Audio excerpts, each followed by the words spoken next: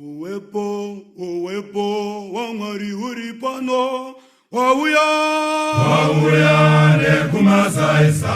Iwo uwepo wa Mwari uri pano, iwo wauya mambo, wauya nekumasaisa. Iwo uwepo wa Mwari uri pano, iwo wauya mambo, wauya nekumasaisa. Iwo uwepo wa Mwari uri pano, wauya mambo, wauya nekumasaisa. Wauya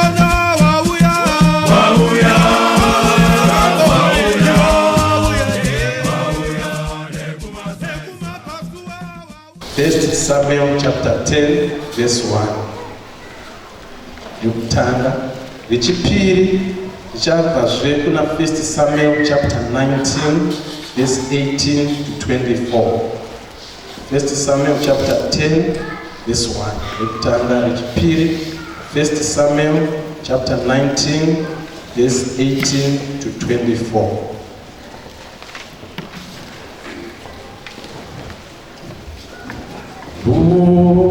Wake Nesiba Undi Dijenge Undi no Twasiba Uri Sirago Inundi First Samuel 10 verse 1. Then Samuel took a flask of oil and poured it on Saul's head and kissed him, saying, "Is not the Lord anointed you leader over his inheritance?" Then Samuel took a flask of oil and put it on Saul's head and kissed him, saying, "Is not the Lord anointed you leader over his inheritance?" First Samuel chapter 19, verse 18 to 24. When David had fled and made his escape, he went to Samuel at Ramah and told him all that Saul had done to him.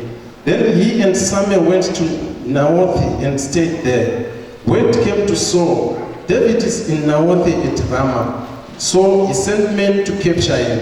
But when they saw a group of prophets prophesying with Samuel standing there as their leader, the Spirit of God came upon Saul's men and they also prophesied. Saul was told about it and he sent more men and they prophesied too. Saul sent men a third time and they also prophesied. Finally, he himself left for Ramah and went to the great cistern at Seku. And he asked, "Where are Samuel and David?" "Over in Naoth at Ramah," they said. So Saul went to Naoth at Ramah, but the Spirit of God came even upon him, and he walked along prophesying until he came to Naoth. He stripped off his robes and also prophesied in Samuel's presence. He lay that way all that day and night. This is why people say he saw also among the prophets. Hallelujah. Mazita nekuerenga pakanaka. Regai nditange kuchingamidza church first ndisati ndauya. Ndimbochinja azhinji anowanzo kutanga kuchingamidza kuno ndizvo. Church ipo weva ito. Yori mudenga. Good. Izwai muvhangeri nyamuda vari kufara zvisingaiti kunga vari pa especially ndakatarisa chechi kudai ndiri kuzwa kufara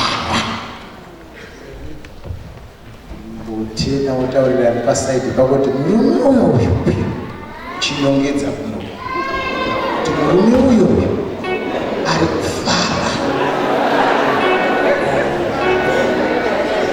nozochingamidza protokolo dzese mazita handisati ndanyatsa kumemoraiza ba asi kuvafundisi ndakuziva tina mufundisi muhomba Mwari wakuitire zvakanaka shamwana hai ndiri kuomborerwe ukuona kuparidza kwangu kwakutongopedza nguva maonawo mega kuti ndaparidza nemuparidzi utano.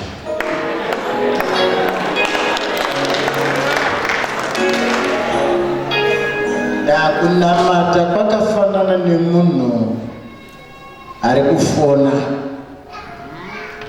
Mukanga muri 4 matangira na foni pamwepo kufona yako ikadairwa haumiriri kuti yanhingi haisati yakutanga tinotokuzwawo kuti chii halo because yako yaita sei zvinoenda sotanga utopinda mumoto wacho kare. Kubvapo ndakatanga kuzwa kuti ndinoda kuenda kuSouth Africa kuparidza. Ndakatambudzika chechi. Kutaura chokwadi, kutambudzika kwangu kwakazoguma zuro ndamundege namufundisi risina mhodzi. Chainditambudza pesa pakuti zvino tinochigona here chirungu.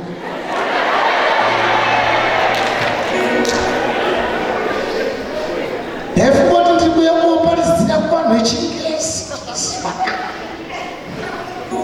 Zvakaramba zviri kundinetsa kusvika ndabvunza mufundisi kuti ini saka ino tinoparidza nechirungu here zvikaziya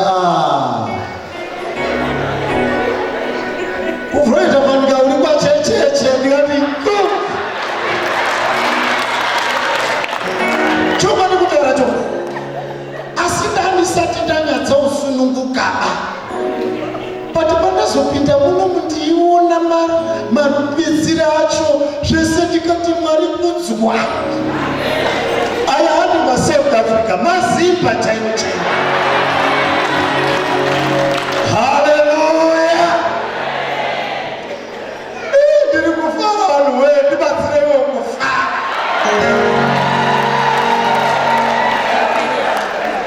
Ndosaka popa pachitaura chiti farai munasha hakuna kumwe kwese ndinofanoti farai munasha ndinopamedzazve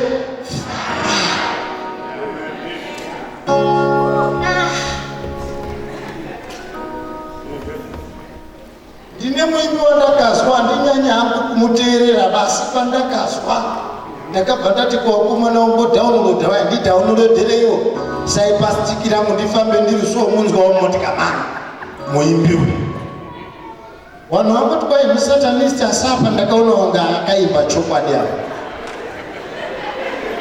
angonzi Wingi D. Ndakafarira kasungu kake kaanonga ari kukurudzira umwe wake anoimba naye anonzi Oskito.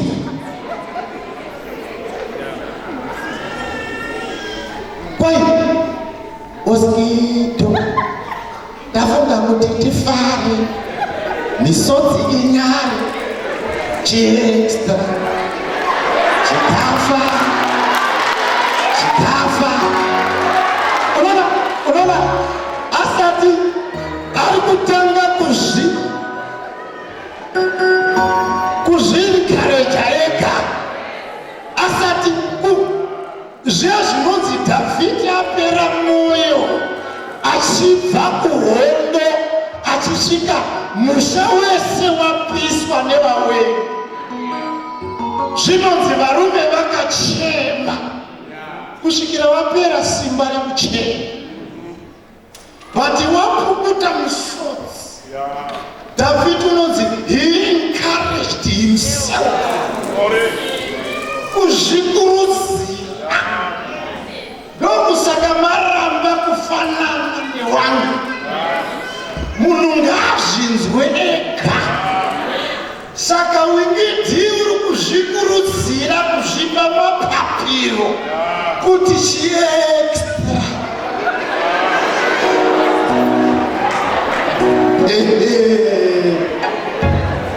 unozozwa pamberi pachakuti rega ndifenhure chinavo chiri panomehe ndibatsire musaenda mamusingakazi muri maKristu mune ngazi yakasi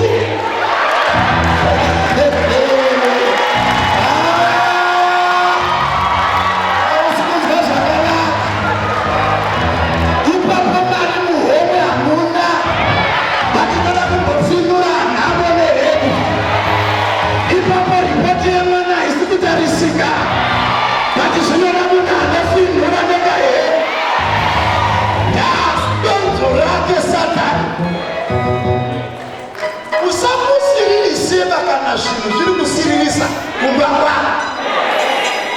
Because aim ya Satani pakuita zvese kuti usiririse. Ende paanokona wakati musimba kudari zvinhu anobva ataenda kotsvaka zvimwe. Handifindiba mukazwa Jesu ari kutaura kuti farai murashe, ndinopamisa zvefara. Zvinoda varume zvinhu zvakaminya mudheni, uchipfeka simairi pafesi pako, uchiti vandatatenda mukuru kuna ari kunyika. Ndina Jehovha anopa vanhu makiyi. Iyo naye makiyi haisi yekuti pavakiya varege kuvhura chiti, kana pavavhura varege kuvhunura, but ndeyekuti futi iwo wacho kana vakiya unogona kukinura. Wachifunga kuti takakiya, wachiona wasvika kinu. So ndinoti kacho yambukira mukiya. Chimwe chinhu chiri kundifadza chemusiri kuziva ngechekuti Mwari wazadzisa chiprofita cha 24 February 1998. Werengai wakaita metsi kuti from 24 February 1998 to 22 September 2018 makore 20 years. Ndizvo 22 February ndiri kumusha uko kuna mutari kuyaka. Ndine munhu arubva kure pane mwezi uko kubhodha pakubata Mozambique nemaoko kudai. Ndiko ndiri pakadombo kangu ndiri kunamata. Ndapedzawo form 4 1997. Zvinhu zvaramba kutamba, ndaenda kumusha ndiri kufudza mombe dzekwachibvuri mujana. But mukufudza mombe zvishomazvo, uchifudza mombe uchiti tenzi kudzwa. Saka ndandine kadombo kangu kandaenda ndichinama. This is a true story ho.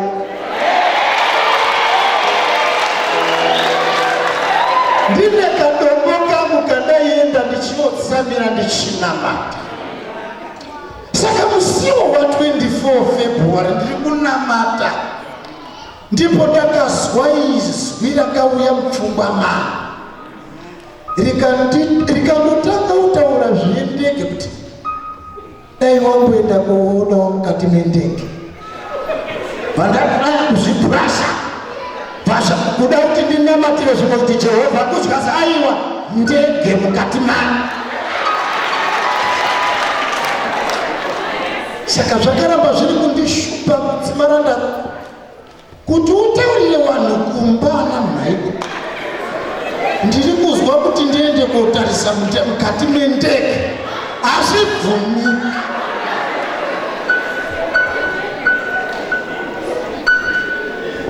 Vandamirira vandatambira kapei kako mazuva yanga ichiri $7 ndichirutondera $7 ndikati ingokwana kuenda Harare kwakuita $2.50 kuvhanya utano nakeike uya wegreen akane miraini michena uya taifumira nawanokuru kupinda makeke.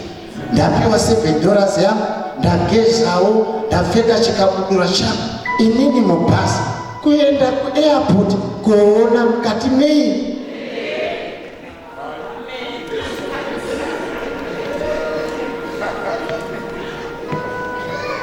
Kwekuziwa nekwekudzikira muHarare. Foni mai waniya hatinda kubvira kobvunza, asi ndanga ndine rudairo rwokuti kana ari Jehovha akataura ndiri padombo rekunamata kuairport handirasiki. Ndasvika ndabvunza-bvunzawo kusati kwaane makombi, kwakuchine maET, ma-emergency taxi, aya mapijo tangakaremaya ekuti maigara munekubhuti makapesana makumbo kudai. Ndiri kukutaura a true story. Ndabvunza zvakawandisa zvikasikwira apa uyo kuairport. Ndanga ndine matenesi aya maiti matenda futi angosvika munomu nechikabanga neane chiziso panapa. Ndasvika paairport papa pachine magadhi kwawo kwete ako mazuva gadhi magadhi aipinda basa ngekureba. Dai ndasvikapo ndikati zvino ndinopinzwa here ko. Ndasvikapo papa ndikati gadhi anga ari panze noma anga ari panze anga akagara zvikazonde yandaonawo mukati menteke aibva atanga neni kudzasi kundiringa aidzika nenepo zvikazi wabvepi ndikati ndabva nyanga. Kwai kubva nyanga kuuya kuona mukati mendege ndikati ehe. Zvikazi kufanira kunoita zvokuta unopenga ndikati handipengiba. Zvikanzi bvapa zveshuwa nehasha ndikati Mwari kwakudzokerera here pageti reairport. But gadhi yanga ane hasha dzisingaiti. Ndikati ndinochaiwa ngetsvimbo. Ndati tena asingandinoti Mwari wee ari mukati. Ndiyakati iwe ari zvikanzi kwairira kuona mukati mendege kwayabvepi zvikazi kunyanga kuyabva abudawo panze aisiye zvakanyora aibva akaiye iwe mfanira unopengera. Ndikati handipengi. Ipapo ndandatoti angazira manje kuda uchema. Unoziya kana une zvinhu zvauri kutaurirwa ndiMwari wana wakunzwisisipa wanoita kunga uri upenga asi iwe usiri dini. Uya ndiyakasuta ati hazvibvumiri uzviziva chiuya kuno handanzi muboko ndikati Jehovha kudzwai handanzi nemi ngekuswera isioringa kuti wakuru wacho ari kuoneni zvimunzi zvimakoni zvatakaona zvinhu zvedu handanzi pesatsi zvimastepisi zviyamanyama handangoita 2 seconds ba ndakandonzi ibva ndaona wasati waona mukati mendege. Ndiri kukurudzira iwe kuti endai momboringe mukati mendege.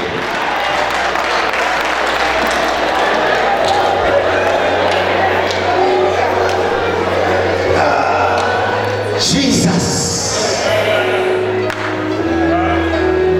pandakakuti pa2 seconds idzodzo ndikati Jehovha kudzokera kumba moyo uri kufana.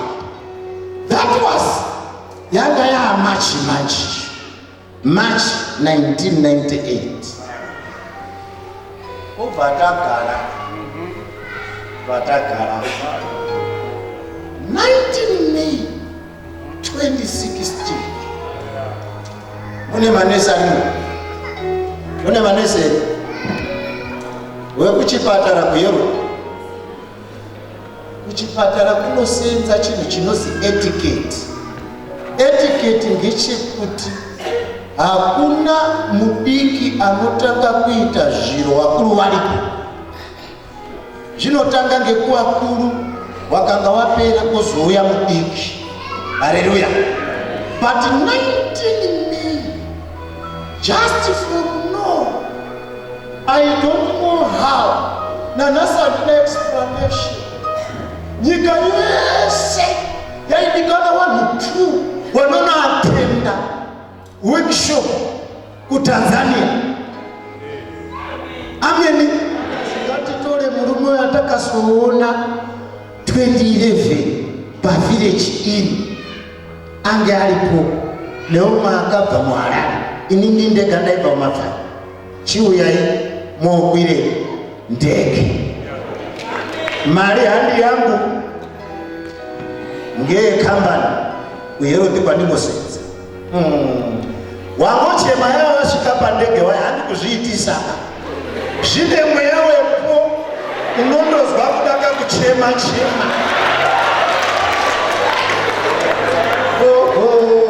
Ndokutaurira munana wacho. Zvakaitika ndifambe nenyaya yavo. Wati pamapa kutunga ndege makore. Ndikati Jehovha mwazvita henyu mwambondipa paka yemudenga ndonaunonamata ndiri mumakuti mumakore izvezvi ndakagarira ndege yandakauya kunoona March 1998 but ndakaigarira ndichienda zvekubasa. Mwari ndakonamata ndiri mundege muno ndonozoigarira ndichinoparidza.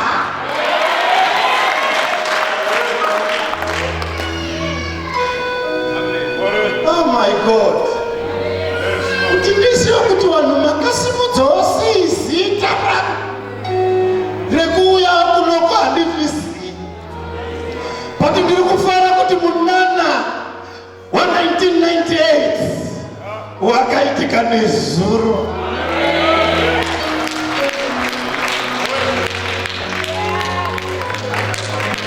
Izvozvi ndichitaura testimony inei, pane mumwe munhu anofanira kukurudzirwa kuti kana mwana Mwari akanyarara, haana kunyarara, ari kuronga nhoroondo, ari kuronga testimony. Hapana ari kundizwa here apa? Varume Mwari haarosvi chemunhu, adyara mumwe yaanokohwa. Tivirira, ramba wakabatirira pane kutenda kwako, usarasa kutenda nekuti washayiwa nyama patepo, usarasa kutenda nekuti kubasa zvakaminya, usarasa kutenda, ramba wakabatirira. God is God. One day he will do it, because he is the only one who is able to make unable people to become able. He is the one who can call the unqualified to qualify them. Ndisi pano ndagraduate ndakadzokerera katatu kuti ndizozoenda kugrade 2 ndandakunda munhu wani zvikazi zvitori nane, haana kuzoita sunga muswe ngachiende grade 2.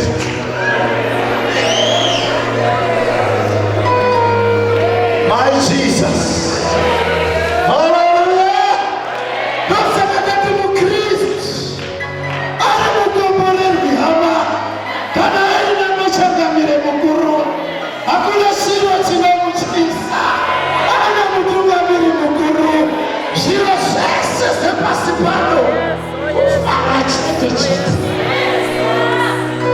Hallelujah. Uwepo wa Mwari uri pano, wauya nekumasaisa. Uwepo wa Mwari uri pano, wauya.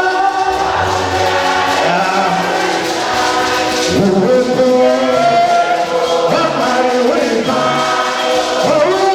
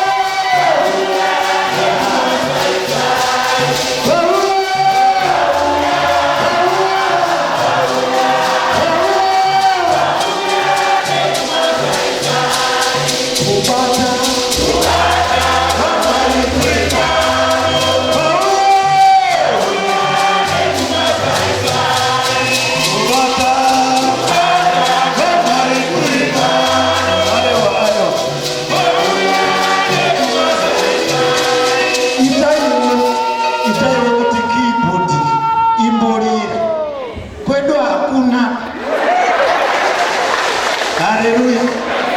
Mandizwa. Sorry, handina kunyararidza. Ndakuti mumboimbe nehosho handiti. Ndiri kubira imboisai hosho pasi. Mumboita kadhenzi kacho. Tizwe, timozwe keyboard.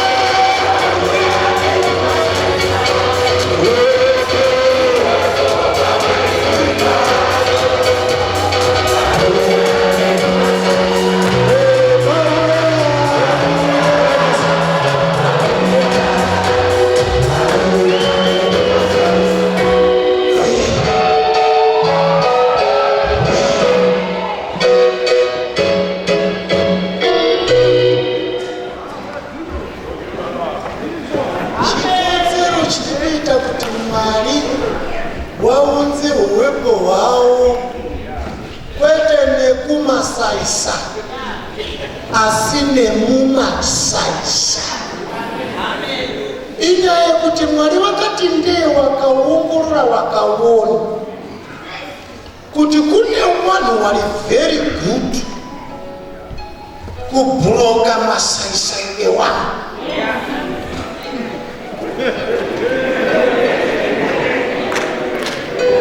Ndikati masaisai auye ndekumasaisa, kune vanhu vanobloka kukomborerwa kwevanhu.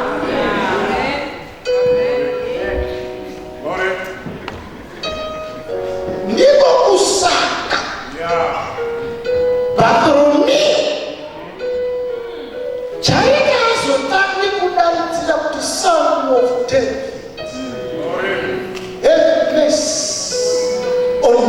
haana kumuona paSon of David. Wazwa noise ndobva akwenyawo kutsvatsvadzira kuti ndiani wandingabata padhuze. Aigaona abatana zvikazi handisi kuona hangu basi ndiri kuzwa noizi ngeyei. Zvikazi noizi vanhu vari kupemberera mwanakomana waDhavhidhi. Ngachimira ipapo, mwanakomana waDhavhidhi iwe ndizwirewo. Mwanakomana waDhavhidhi handina kumuona, ndazwa handichamwiriri kuona saThomas, but kana ndazwa ndakudaidzirawo yekwangu. Kana ndazwa kuti ari pano pasangano revabvuri ndakudaidzirawo kuti Son of David. What about my home? Son of David. What about my finances? Zvikazi manje wakuita noise, wari kumuti wane zvinhu zviri panguva imwe, wari kuzwa wari kuona. Wakumanaka mweya wacho unoperera kune vanhu vanazvo vanobloka asi.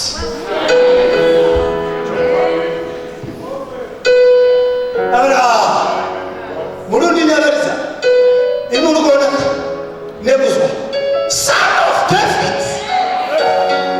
Problemu yako ndeyekuti pawaidaidzira kune vanhu vakauya vakakuti nyarara, iwewe ukabva waita sei? Wanyarara. Jesu asati azi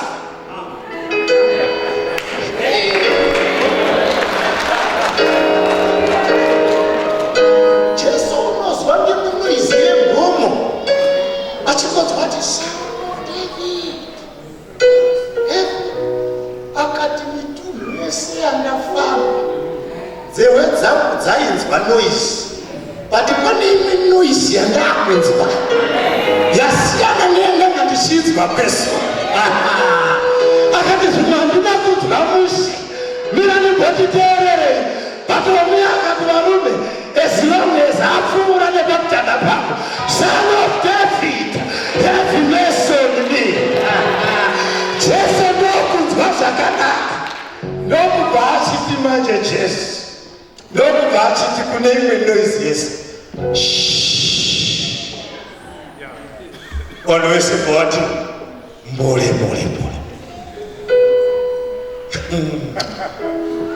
Kobva kwachisara noise yababa. Varume, ndina Jesu ari pano pasangano panapa, ari kunyararidza noise dzese dzakaitwa nezvikwapa kudzidza rekweni, noise dzese dzakaitwa mumarriage yako. Ari kuti masikati ano pasangano rino pane imwe noise yandina kunzwa ichidaidzirwa nemwanasikana ari kuti marriage ndakarohwa dambudziko risina kushayiwa murume ndinaye but zvakaoma weduwe zvafanana neasina son of David nokubva afamba masteps akananga kunoise akati unoda kuti ndikuitire zvikazera poni kuti ndione zvikaziona hautoti watotiyezve ndiwo vanhu vacho ava ndiye jesu vacho vautojoinawo imwe noisimachi handine munhu here panapa ndirakuti mumwe munhu anzwe hasha yekuti handisive kukarariswa wakandikararidza makore akawanda apa ndikwete gore rineri yangu ngainzike najesu mumwe munhu ngaamuke nharo dzinenge dzebhinzi munhu ngaamuke nharo dzinenge dzebhinzi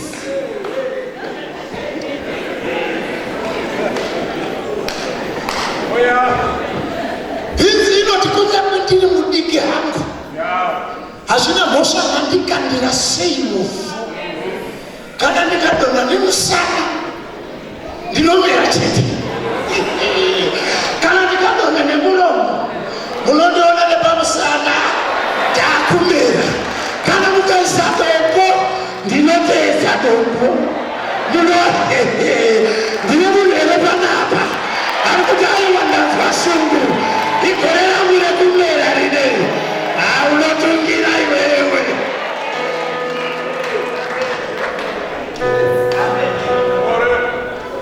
ibababa neimwe nyaya ndiri kutaura ndeyekunotichengeta izvozvo zvishoma zvauinazvo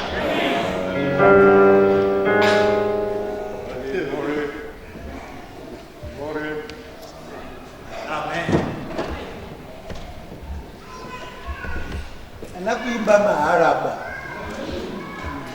pamwe vanobva vanakidzwa ndiko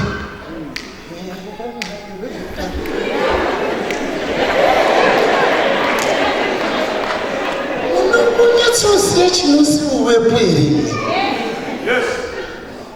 presence munoizviya here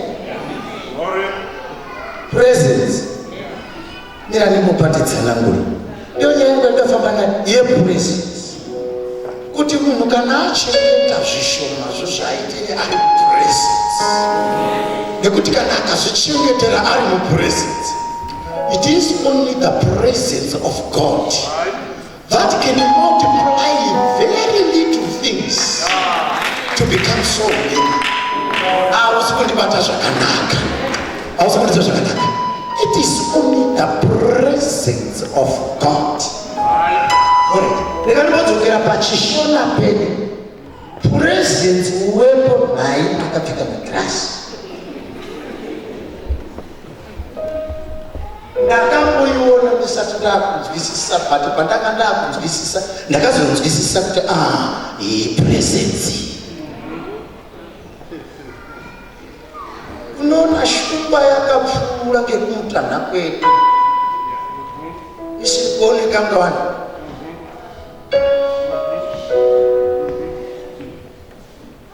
nanhasi aringozikanwa kuti yakaenda vakafuma vanhu makuseni wachiona wakadaidzwa dare kwasabha kwete kuti taona shumba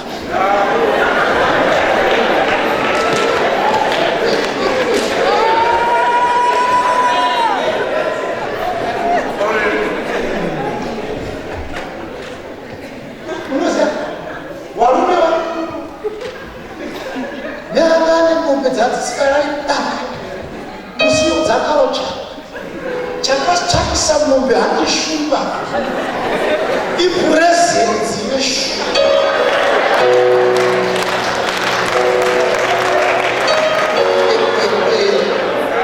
newaitera waitochakutsika paya pamavhu pakadhita purezenzi ndatsanangura purezenzi neanobotsanangura futi nekusviri kwacho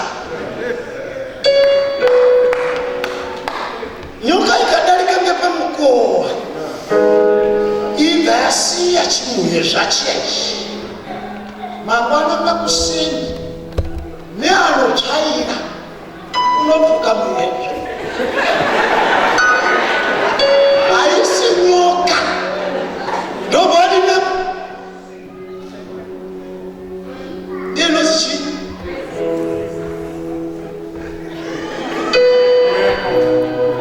uwepo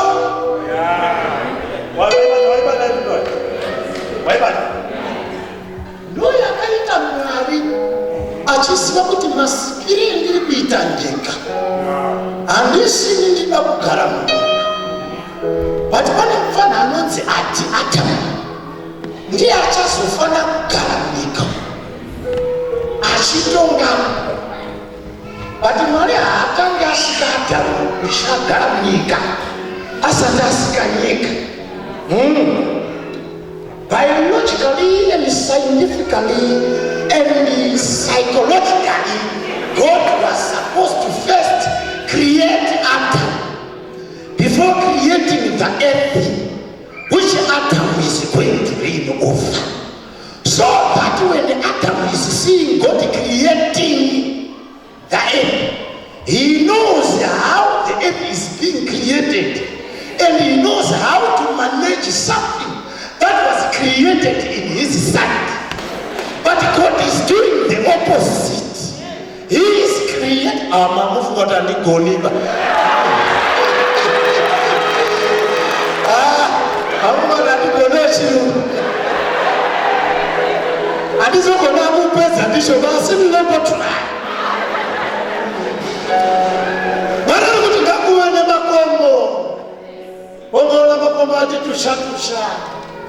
mitinga yepo naisikati kumera kati tinosalire kana Mwari ataura iwe ndikachibereka mhuka kwambona nzou yati pikitiki namusosve nembewa zvese azopesa ndipanga chiti ngatichisike munhu akaita sesu akafanana nesu. Likeness and the image ndo pari kuti tucha Adamu kusvika achiona uku munhu inyike Mwari akapenga uku rwizero Jehovha akati aiwa zvauri kuona zvazvina kunaka ndine separate place yandida kuisa inozi chii garden. Mazwa garden of musazoti garden racho raisi Eden ukanganisa handi Eden ba. It was garden of Eden. Eden was a place that had a garden in it. Garden ye Johannesburg and kuti garden racho ni Johannesburg ba. Utisana imomo ndibanga anyasakuisa unyiriniri wake umisha wake usika ndibanga isi kakuti mugarden of Eden ndo maiti dzimwe nzizi dzese munodziona dzichibva kumusoro dzichienda kuzasi, asi mugarden of Eden akaita vice versa. Kune dzaibva kumusoro dzichienda kuzasi nedzaibva kuzasi dzichienda kumusoro. Ndimo maakaenda kosi akazi ati zvese zvaunoda zvirimo. Ukangoda nzimbe enda wakadai dziriyo, kana uda madhumbe apo mvura nofunga undoiona wega. Ndizvo ndimo ndakuisa Mwari uvati ovadzokeripo kudenga. Aichiuya manje every day kotonhori kumalessons aAdamu wari muhwepo achiudzwa mamanejero enyika wari muhwepo. Mwari haandotauriba, akanga akuya kotaura nemunhu anouya akapfeka hwepo. zvekuti uchitaura naMwari unozwa kuti there is the presence of God surrounding. Ndozvaifarira Adhamu kotonhorera kuti Mwari vaisiya cheya yake omuruka kumunhu panyika kuti ndinomudzidzisa mamanejero enyika ari muhwepo hwaMwari kusvikira Mwari wati this is good, but pane chinhu chiri kushota. Rega nditiri Adhamu mukadzi, but handisiki futi Adhamu akatarisa. Tsika yangu ndeyekuti pakusika ndinosika asipo. Kana ndakumuudza mamanejero ndozouya ndamuhwepo. Saka Adhamu ari kukotsiriswa hope kuchisikwa ivhu arege kuona masikirwo. Ndakaya Adhamu akaona masikirwo aizoti akati fambe apoitana naIvha aiumba umwe Ivha nekuti anoziya masikiro.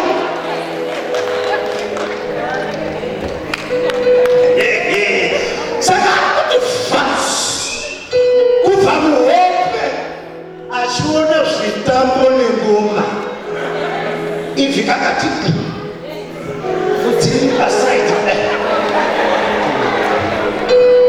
Mwari anongotaura kuti ndiani ndiye akatanga unotomuka pumba nemapumba pana kudiswa Adhamu mukadzi anomanejwa sei. Tinotaura mamandajiwo emukadzi tiri muhwepo. Rekati mhanye kunyanya ndokubva zvakaitika makazviona munozviziva iro kusvika Adha aita sei. Asi asati aga achiri muhwepo akanzi Adha uri kuona muti uyu usarye pamuti uyu. Muti uri kuzina Mwari kuna Adhamu usarye hauna jurahoba yekuti Adhamu akafuka unosvika kuti vakomana zvinoda ndagumira pajuraho zvinoshe muti uri pamhene but vari muhwepo. Vanodzidzisa kuti kunyangwe muti usina juraho pota uchidzaisa tsoka dzako kuregedza kuenda kune zvakanzi naMwari hazviendwe. Vana vava vari pakati kana vava vachifamba muhwepo hwaMwari havatyire kana vakaenda kubasa because vanoudzwa nemuhwepo kuti vamwe vakadzi weshe havasi vakadzi.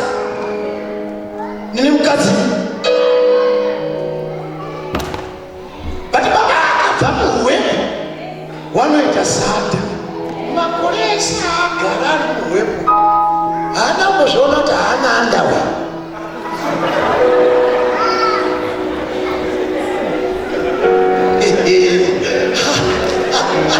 Unoza ndoma ndinodira uwepo hwaMwari unotakisa neutsvene hauoni mashakani.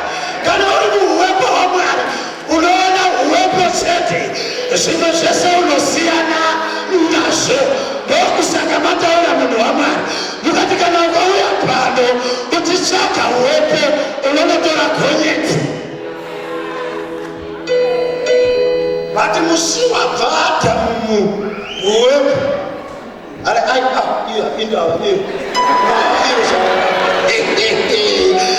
ndiri kuzvikana munhu ari pakapaira pana ari kundiswaira apa musi wauchatanga kuona gumbo rasisi wari papresident worship iwo nemaimbirenya kana vanhu vachikuonai vari muhwepo vanonzwa kukomborerwa nemusi. Kana Jehovha avhura maso, kana Jehovha avhura maso, hakuna anovhara.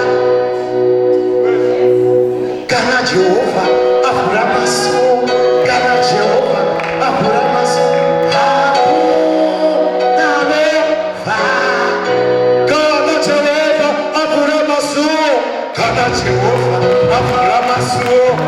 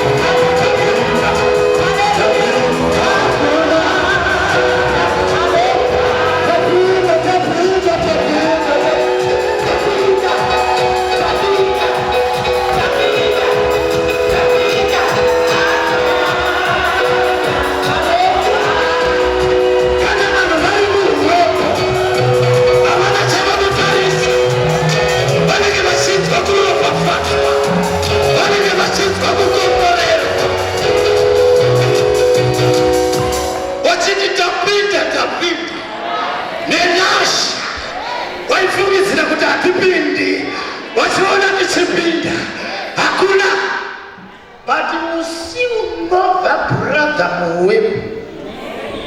Sister wari pamberi pacho kapenda.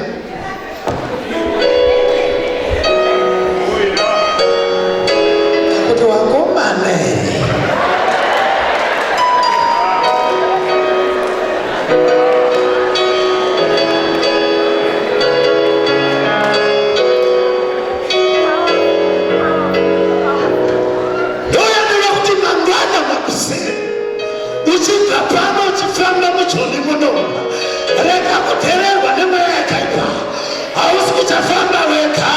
you will never walk alone. You have the presence of God that is escorting you everywhere you go.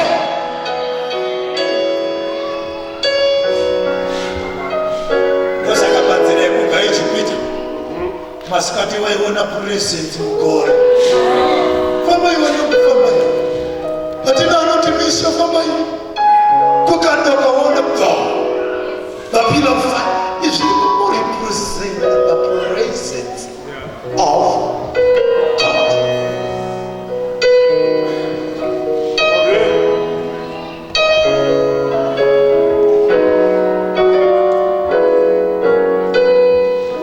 Loko papaita murume anonzi Kishi wekwaBenjamin.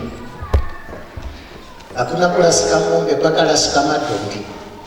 Mazwa icho chikungoti Bhaibheri rege kuti pakarasika mombe chii, kuchizi pakarasike imimi madhongi.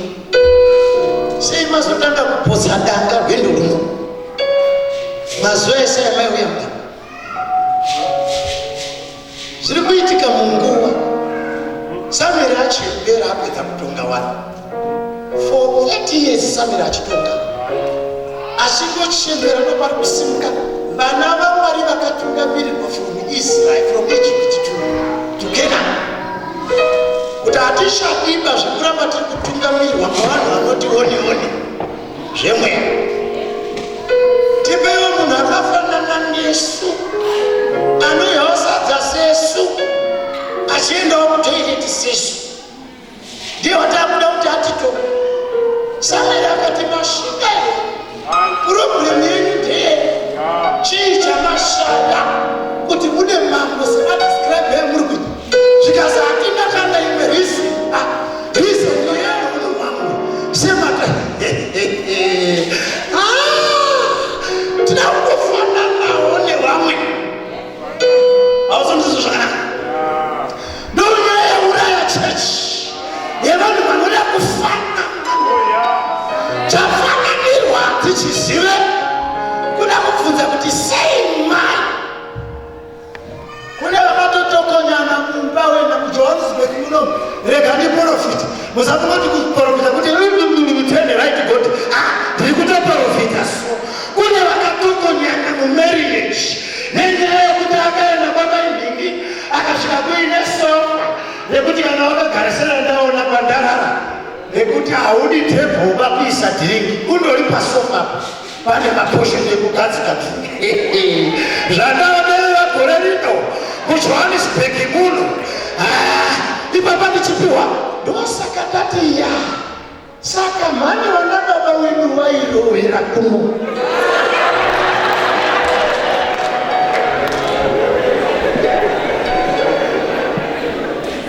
Ungatadzikuruwa shuwa makadari ozakati ndemfundisa wadhaka ngati mfundisika ndazondoita thing around ngati mfundisi kunyepera Zimbabwe yaibofia kakanga pahafu.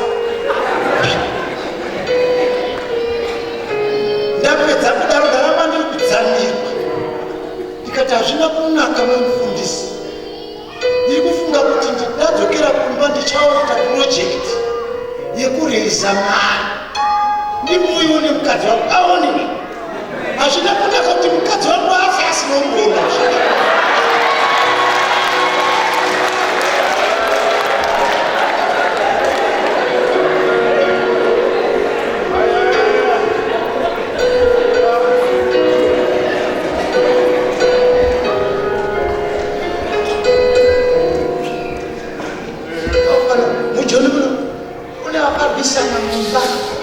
aenda kwamaini aibva asvika kune TV dziya dzisina kusangana dzese kwake kune yakachanyarika.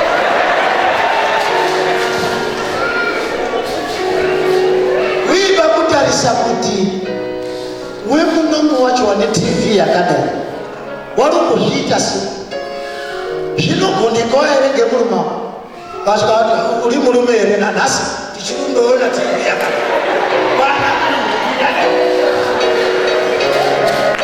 daitafananawo kutadzawo zvinoitwa ngawo mwana baba zvino chinhu chisingade murume kufananiswa kuzikaenerawaita sababa yepadhingi maiwe ndirunyepere gosa nyaya iriko ngekuda kufanana nevamwe vamwe vakaburana kunyanga nemotika yavo usondoti asvika paomba mukadzi wepanext door tarisenge pamaketi aiona baba yemunhu urudzika do nemotika muya movhurira mai aivobuda wenu ivo vane yavo iwe baba yemwana sei usikambondivhurirewo do zvinoitwa ndibaba yepanika kuda kufanana akati zvikazi mira uno kana kufunga ndikunyemera uya everyday anovhurirwa do baba wanhiya ngenyaya yekudawo mukadzi wake pakete kuona zveshuwa baba uya avamisa motika vadzika uye kutori mukadzi be mukadzi nekapesika kusvika zvakamunesa akati chiri kwandobvunzawo baba kuti makaiswa here kana uchifamba sei kusvika kuti dii munozvigonawo seizveku everyday zvikazi aiwa idhoo rakafa harivhuriki ngemukati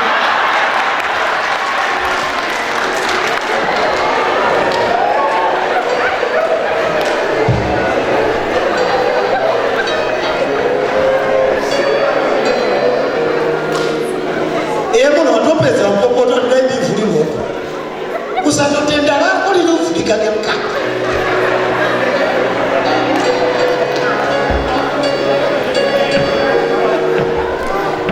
ruvaofanana nevamwe tipeiwoma ndokubva Sameri aenda kuna Jehovha akati ndo zviri kutaura vanhu zvikaziwa zvikazi chienda unovaudza CV nemacredentials amambo wada kutonga enda unoudza kuti mambo wada kutonga achatora vanakomana venyu akaisa George akasungirira geti panzvimbo yekuti mombe dzirime kucharima vanakomana vana venyu vese vasikana vakanaka achavatora vamwe vaite vanodira waini dzemubama vamwe vaite vanowaridza mubhedha yavo vamwe atora aite vakadzi minda yenyu yamuri kufara nayo achaitora yodzi yayo estate zvikazi hazvina basa chatiri kuda kufanana nei unoziva munhu akaoma munhu anamira mushi kusvikira Jehovha aona kuti I cannot do that kuwana wangu kuti waupureswe nemhando saka ndoita sei chimbira nditi mambo wari kuda ndimbotanga ndamugadzira muhwepo ndinomugadzira sei rega nditi mbongoro dzirasike atumwe kunotsvaka mbongoro nyamba pakutumwa kunotsvaka mbongoro ndopandiri kugadzira munhu wangu muhwepo kuti kana akubva kuna akundotonga akutonga vanhu vangu ari muhwepo hakuna mutungamiri anofanira kutonga asiri muhwepo hwaMwari ndaakatonga asiri muhwepo hwaMwari ndopamakaona makagara machechi kadzo zvinhu zvikaita sezvafamba pati anoti achibva ipapo anopinda nekumasendiraini zviripi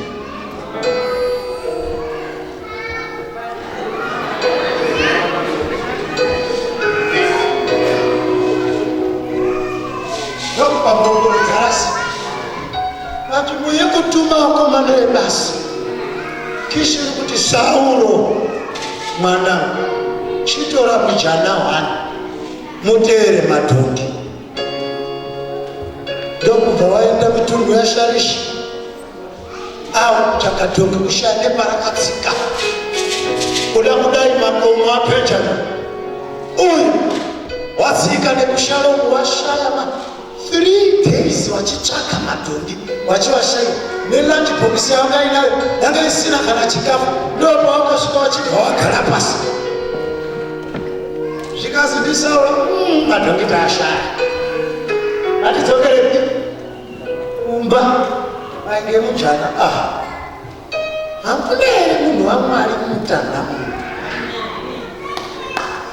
anoemeswa ndaiye haoni zvekudenga basi nekurasika kwematombi izvozvi zvaanoziva paari matombi kuti akarara here kana kuti arifuka zvikazi nasauro inotinoita nei hatichisina kana chiro zvikasaka andasara nemashekeri mashoma munhu ngatiende tinobvunza nyaya yematombi nyamashi tikuitika kuno musauro nemujana jehovha ari kutaura naSamueri wachiti mangwana ndiri kutuma munhu wangu achauya kuno iyeye achauya achitaura nyaya yematombi kuti nyaya ndichakuisira pauri haisi yematombi kune mukombe wemafuta waunofanira kuzadza because taakuda izvozvo haasi matombi taakuda izvozvo nekuti kumba matongi ako kare but taakudikana icheya yeumambo yashaya dokara but haakugari chete Sauro ndisati ndamuinitiata muwepo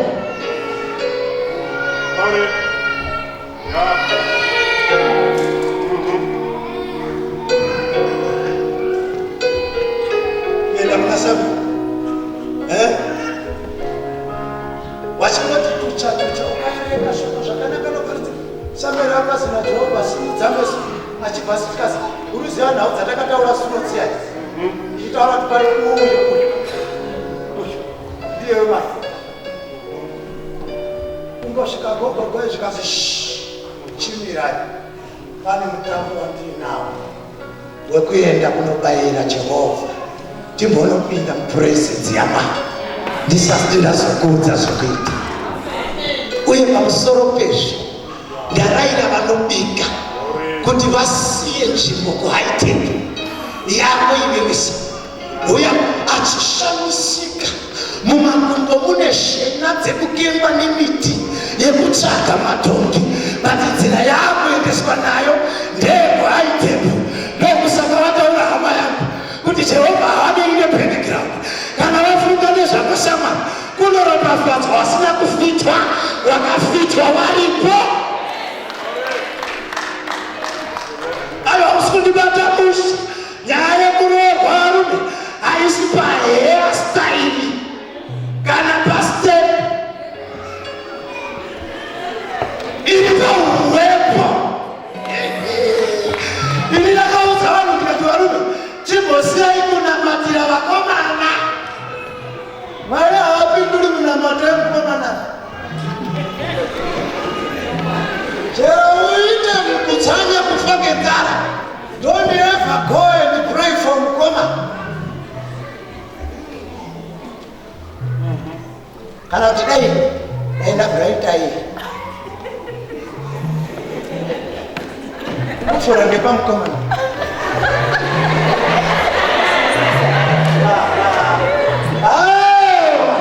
ipapa muchimba ipai chaizvo zvekunga muri muhwepo ndobisiki zvekuatrakita kuroorwa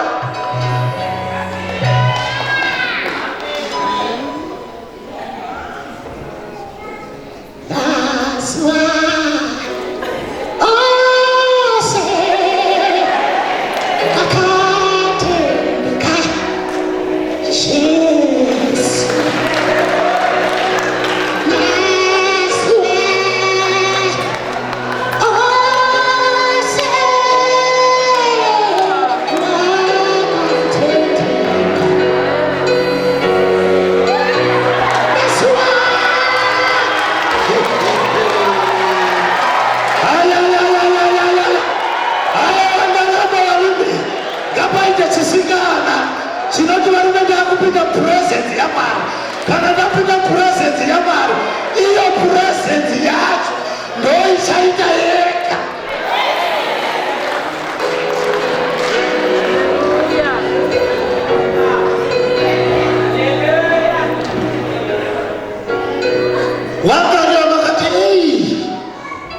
Vakomana muchato watatiri nhasi, mashatiro angaita muchatiswa wacho, wazombotozozopa ngewaperekedzi wacho, kati chirimo murenda, chakadai murenda, chakatsvaga uwepo hwaMwari.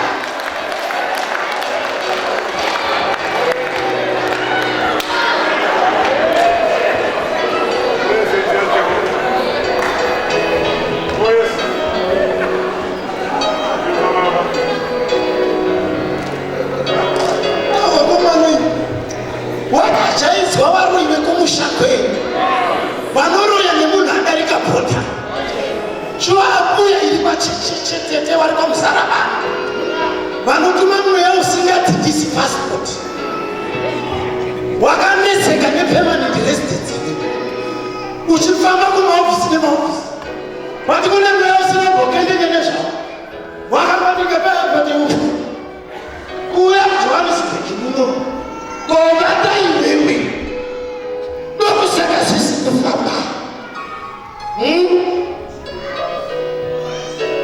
Uda kuenda kubonasburg, inonzi bonasburg, inonzi chii, tataona pakazipa apa 3 Fontaine, apakadziko pakanzi Fontaine kumberi kwacho, Blue Fontaine.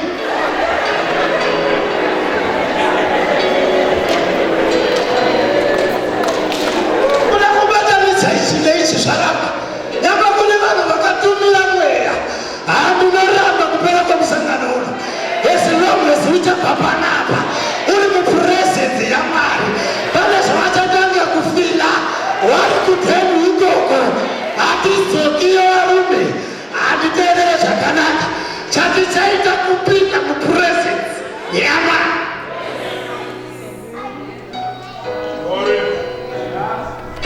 Wakunyatsonzwisisa meaning yekasongo kamaimba muchichaiva kani, chinyatsondidaira zvakanaka.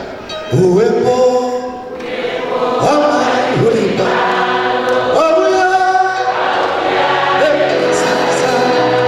Uwepo hwaMwari huripa, wauya uwepo hwaMwari huripa.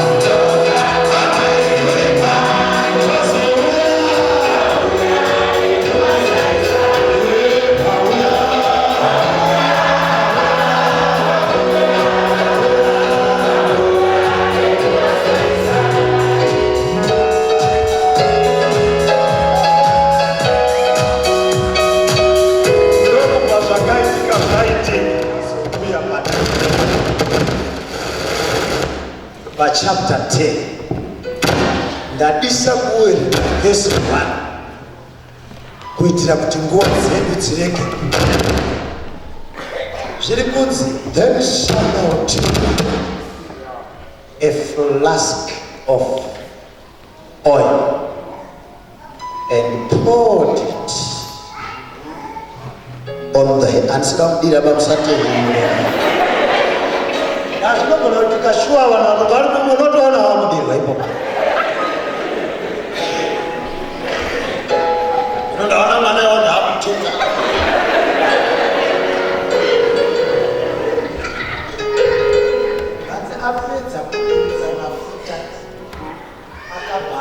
kumutsvoda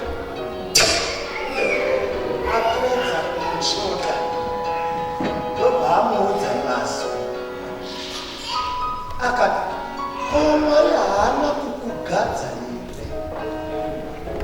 iwe ndiwe mambo pakati pevanhu vako.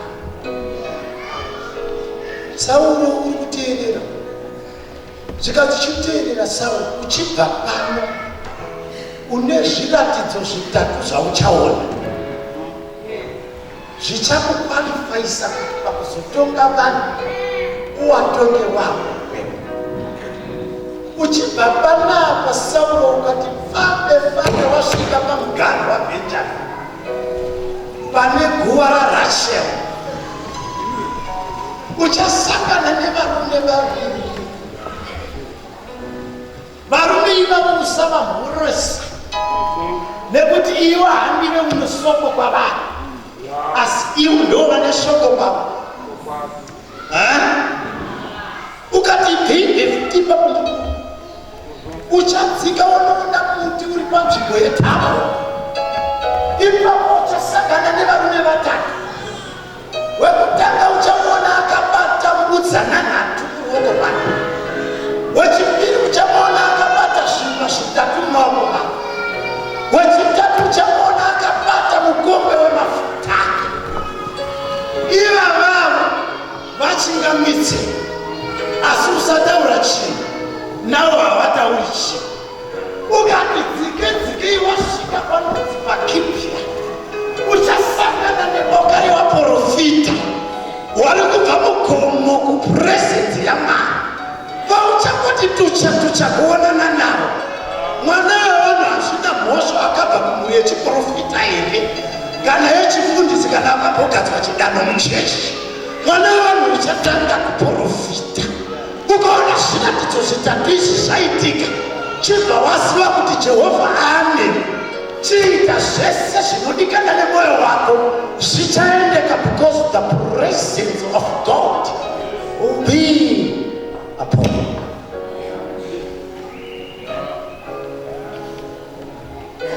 Chie ndokubati fambe shuwa kula kudayiso panguva rachero tucha nawakomana wayo akati mhoro mama vamirirwa kumusha madhongi amuri kutsvaka akasotooneka musi wamabuda baba zvekuti baba hawachinei nemadhongi pamoyo padhedhi pane usikundidzisa zvakanaka. Mwari hawachisimei nedzavakatambana nadzo bati pamoyo pake pane iwewe mhani waita sacrifice yekuuya panosi kutaura kwamwari dzekutanga. Haisi nyore ndaona makupoterera nemakukwidza nemakudzika ekusvika panapa. Zvasiyana nepedu kwekuti ngati ndodaisiwo tasvika pachechi. Baba havasinei nezvese izvi bati pamoyo padhedhi pane iwewe. Ndokubva asiyana nawo achiti dzike akaona varume vaya pamushure tatu.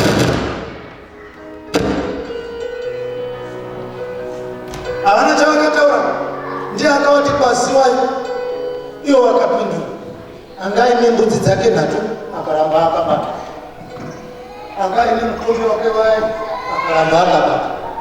Anga aine zvingwa zvitatu ndobva ati pazvitatu ndokubva atora zviri ndokubva apa Sauro akati idya ndokubva asara newana. Sei muridzi wechingwa ari kusara nechingwa chimwe chete asi muridzi wechingwa achipiwa zvingwa zviri? Imwe mharidzo iyi yandichazokuparitsirai kana mandikoka futi.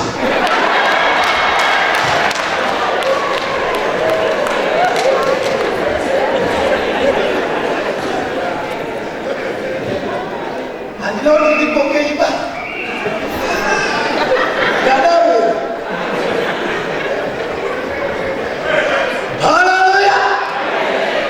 Ndokubva pano chashimba mhani wewe ukaverenga vhesi 5 inotaura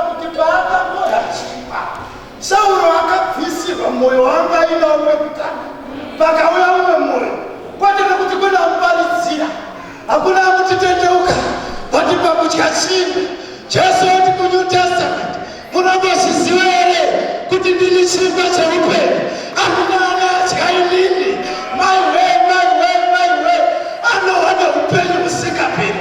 Ipapo Sauro akamedzwa Jesu, mwoyo wekare wabva wabviswa apiwa mweya mutsva.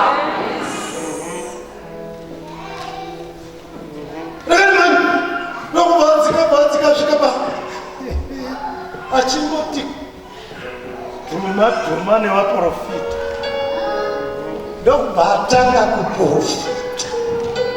Mwana yawana havana vere kuprofita. Ukazoverenga manje kuvhesi 10 inobva yati paya akashinjwa mwoyo, bati paakaprofita shakaranamati akabva achinjwa kuva umwe munhu, hausisiri mwoyo waumwenyi. Ndokubva atakura sodzo yeumama, chinomuratidza kuti atakura sodzo yeumama ndeyekuti achisvika kumusha ari kusvika vanhu vatobika vakutodzigara pachena, achingotonga mangwana acho makuseni kuri kuuya vana vaJabhesi vadenwa nevaAmoni. VaAmoni vati panapa taakukutongani, zvikazi aiwa musadaromba chimbotipaiwo nguva yekuti tinobvunza kuti motitonga here kana kuti torwisana nemi. Wachienda kuna Sauro anoti mauya urikuona mombe dzangu mbiri dziri kufura pedzi, ndaakudzitema dzese ndidziite mapisi. Ani nani auya kutema kwemombe akasanditeera kuhondo yatiri kunorwisana nevaAmoni, ndozvandichaitawo mombe dzake. Saka varume vese vakasvika kutemerwa mombe, ndokubva wanoenda nevanocha kuhondo. Vazwa urikuona mapurani emunhu ane uwepo, vazwa anofunga kuti kurasikirwa kutemerwa mombe dzake, asi kutora vanhu kuenda kuhondo. Ndokubva vanohunda hondo, ndopakatanga kuti mweya waMwari Sauro akazotoka ndokubva azonopotsa paya panzima unouraya zvese. Ndopadakuda kuuya my God iye ndokusiya, nyamba paari kusiya kune mwana wesmall house anonzi David.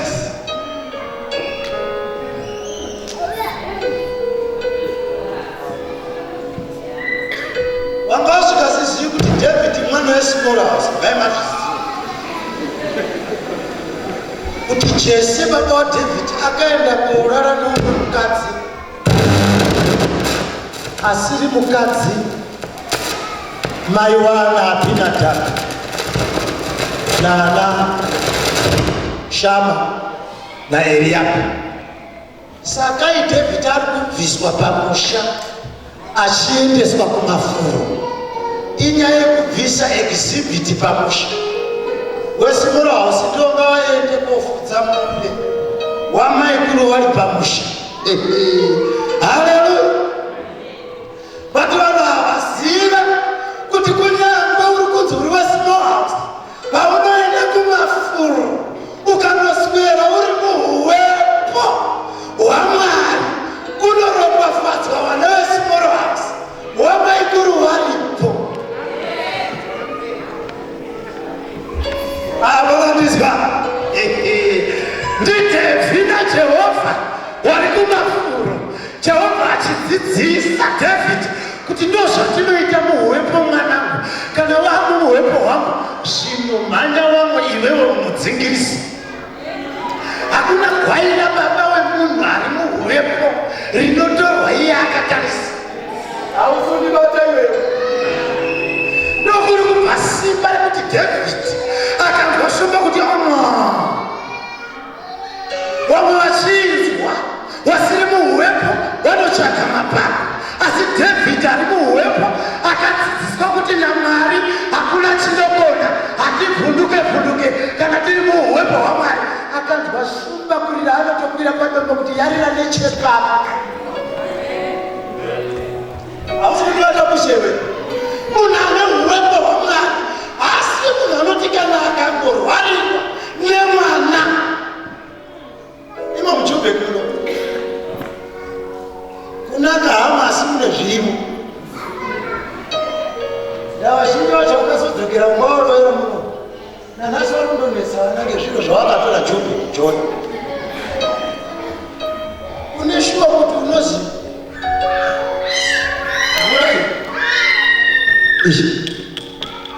enda wogeze masondo mairi.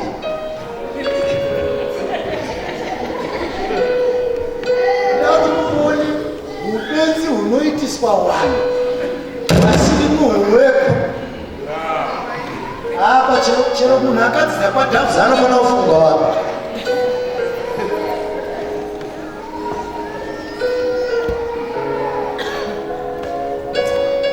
Motora 20 liters yemvura. Ndanamatira ipo. Woti mubhafu rakazara ngemvura.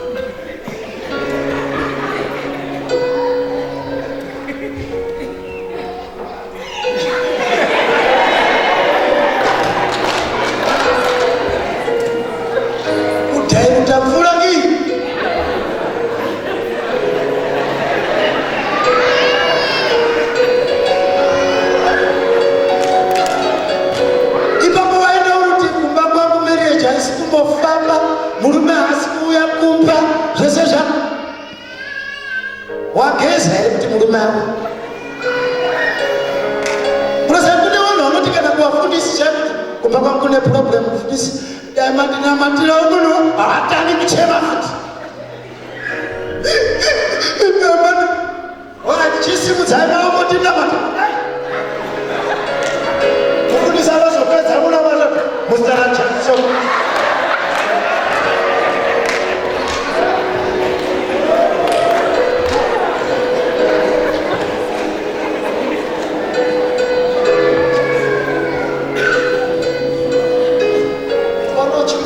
vunduka ziva kuti uwepo hwaMwari hausati hwaona. Munhu ari pauwepo hwaMwari anoti kunyange mwana akarwara zvataurwa nemuparidzi anga ari panapa, mufundisi ngaakusvikire wakabata mwana wako musoro uchiti neropa raJesu wekumadzinza pamwana wangu amubate nezita raJesu ndiri kumunyika muropa zvino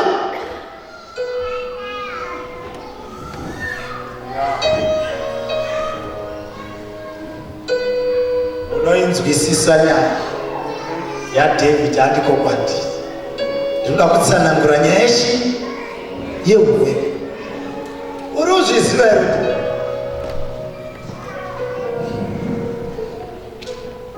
vaIsraeri vambonorwisa hondo vari muhuwepo hwaMwari. Ndokubva wahwina hondo dzese wakabhureka rekodhi yekuti hapana anodendana nevanhu vari muhwepo vanoshaira vakomana obva vazoita zvakashata. Ndokubva wabuda muhwepo hwaMwari. Ndokubva wamboenda vaane mufananidzo bedzi wekuti isu tagara tiri webiri kufanana navo maroti varume kachechikedaka kakadonha moto munokasiya here uchiri kudonha here namazuva ano. Imi vai makati papa muri papa amenendami wachisvika wasiya uwepo hwaMwari ndokurohwa nemafilistaini zvekuti wakadzokera kumba wakagara pasi wakati kamuroverwa zvikazi ndihofini nafinasi tinotadza urova sei hatina kuenda pane areka yaJehovha. Ngatiende totore areka yaJehovha pashiro ngekuti ndiyo ine puresenzi yaMwari tochienda nayo kuhondo. Pari kutorwa areka kushiro ichisvika kumusasa wevaIsraeri kunozi pakaita mheremhere yakadzika kumafilistaini zvikazi chiko chaitika kusvikazi varume takaona vasuka bati nhasi vatora bhokisi rechitenderano maiwe tapera tesi ndokubva varambana zvikazi hapasina zvekuita ngatishingavisawo zvekundoti woti varume kuti tichakotange nekuti sazviti ndokubva vauya vakatakura bhokisi rine puresenzi yaMwari asi iwo wasiri mupuresenzi yaMwari. Pavari kunotora kuna ere ari kuti varume honoirwa ire asi musaite kuti bhokisi rechitenderano riende. Vazaiwa munongozvitaura kugara tiriwe puresenzi yaMwari. This time kana taenda nebhokisi tirikowe dai kusvika kurohwa zvekusirizvatoro iro rine puresenzi. Ndopanobva munhu achimhanya svika kuna eri zvikazi muri kuona kutsemuka kwaita ipedza apo mwana tarohwa zvekuti dhu ati eri mwana wenyu hofini nafiniyasi wabva wafa vatobairwa kuondeko aiwo zvikazi nebhokisi nebhuda raeni eri kundozwa kuti bhokisi raeni aiziva kukosha kwekugara munhu ari mupuresenzi yaMwari. Ndiye kudu tine mutsipa pasi nyoni sarai mugari chauraya eri hadzisi nyaya dzekuti vana vake vafa inyaya yekuti puresenzi yaMwari yakapatiri. Ndichararamirei kana ndisiri puresenzi yaMwari? Varume vanondiita pati kana ndisiri puresenzi yaMwari.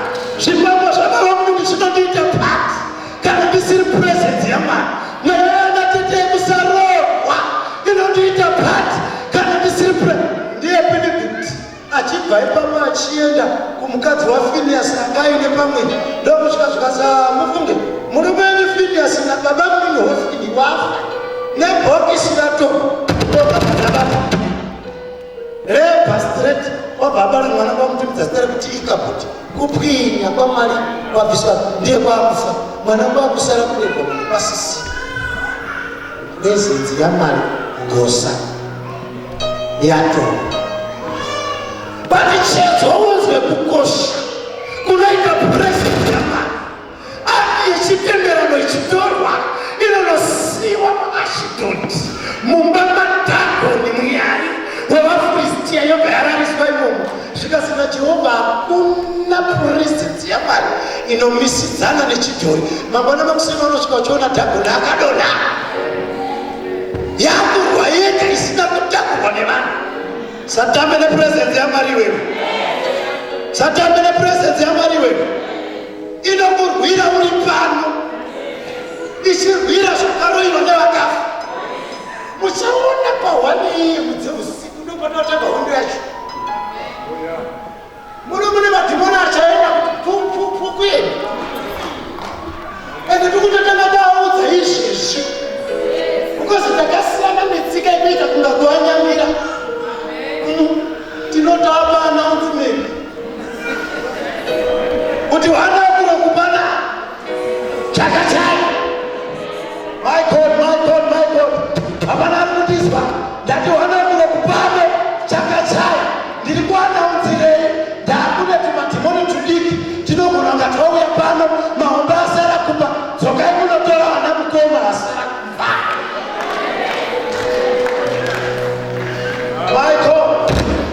Handina basa wakaroiwa neakafa iwewe. Asi anoputika makuva vakakuroya achidzoka achiroyonura zvavakaroya, wakapeja achidzoka achipejenura zvavakapeja. Aonepa iwewe. The devil is a liar. Mwari havatiudze kuno pasina vasara vachitambudzika futi. Mweya yose yakaipa yakakutambudza iwewe nezita raJesu, nezita raJesu, nezita raJesu. Rekoyo nepuresenzi.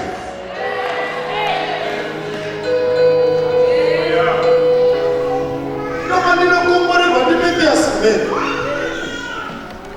Uri mwana weshumba, shumba yarudzi rwaDhavhidhi. Bvira nesimba ukute zvinouya mberi kwako. Uri mwana weshumba, shumba yarudzi rwaDhavhidhi. Bvira nesimba ukute zvinouya gore rino.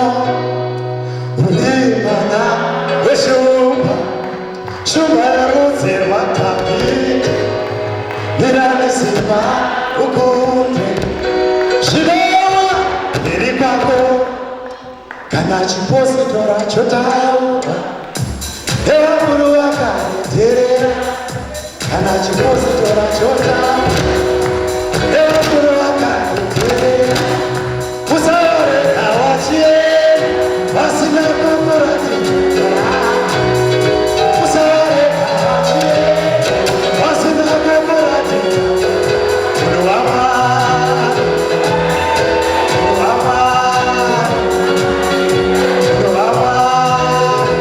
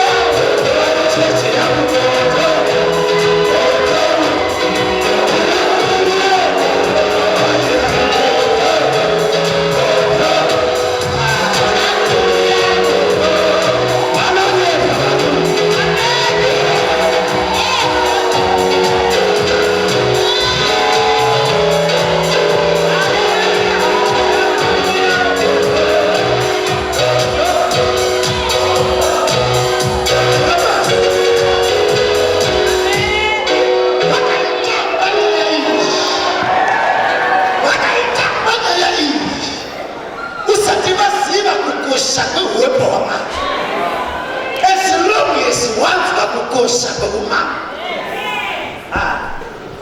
varume ndine nhamu nevaroi vanga vakabata maprojects ako kudai dauchibva pano vakananga muprojekti yavo uri kuenda nepuresensi yamwari rega kuturika hembe pafree market usina kutaura nayo kuti vaunoti hena kudai kuti the presence of God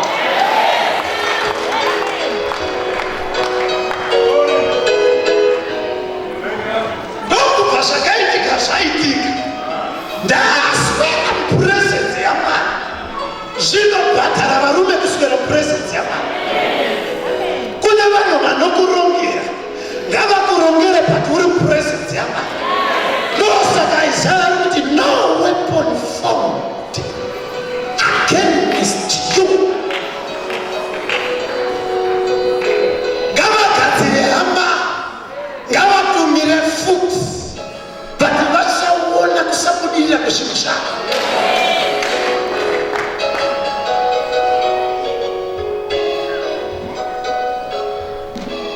puresensi yamwari yabva pana Sauro apindwa nepuresensi yaSatani yakunobuda muyamisirisi vanhu vari kumitsvagireiwo kune here munhu anogona kuti mweya wakaipa ubude pandiri zvikazi navanhu pane kamukomana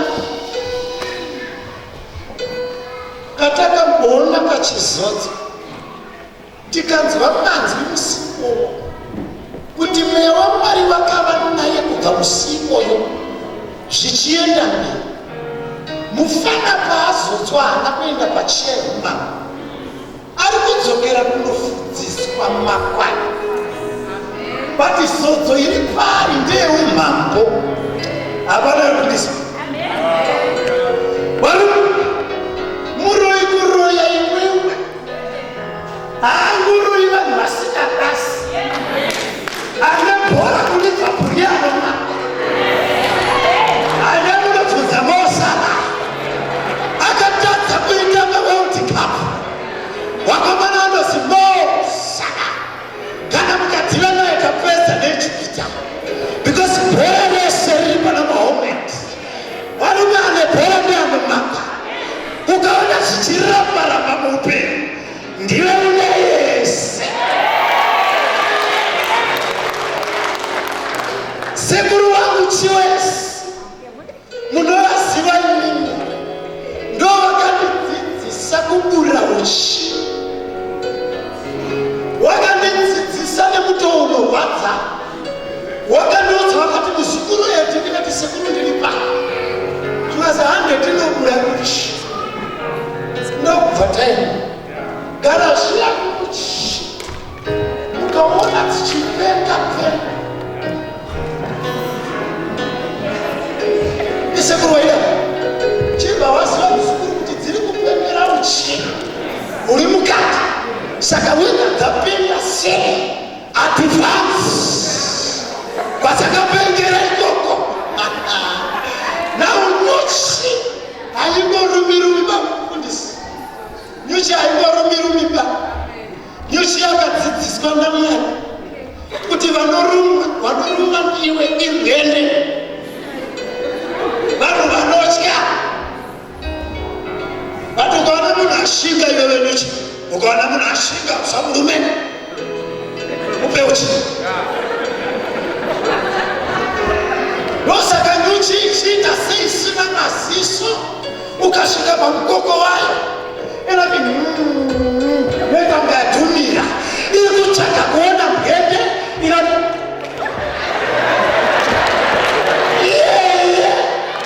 naye varume ndasi takadzidziswa kuruma mhende but unoti kana ukadhumira sei anoramba achiuya chirega kuita zvekuruma chiita zvekungomhara saka sekuru waibura nyuchi dzakavatenderedza kuza isu tiri ukauka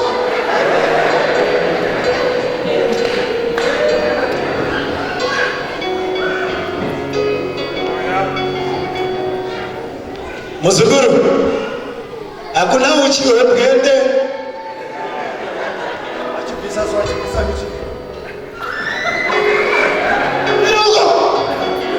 ende wanenge wabura kutakura kuenda kumba hakuna aenda kusamba nonotyira uchikumba saka kana wakumba ndewe vanhu vasara kumba waenda kusamba watyira kusamba kana usina kuhira kusamba kwako paita sei kusvikira naunati nyaya zvorume rekutosii kuti mbiro ndokugona mandakaita udombii kusvika pamukoko kuti wazoona dzese wakurova mumepa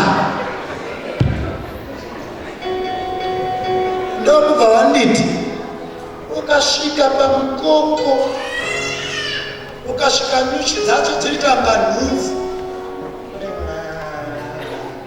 siyana nekuti usatemi uripedza nguva hamuna ushi sendi kutaura nyaya ukaona zvichipuresa muraifu yako ndiwe une yesu pane chakadhipositwa mauri namwari hausi kundibata mhani wewe ndochiri kutevera ndava kare problem haidi nonoda kusorovhiwa kuti iite solution saka yakapiwa epotential ayo yekufamba ichitarisa munhu kuti ndikapinda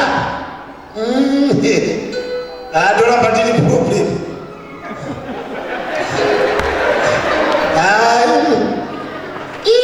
apa uyo akashinga ndinogona kubva muproblem ndoenda musolution ndobva yabva yati kugara pao yaopedza gorese uchichema yamamatambudziko akaona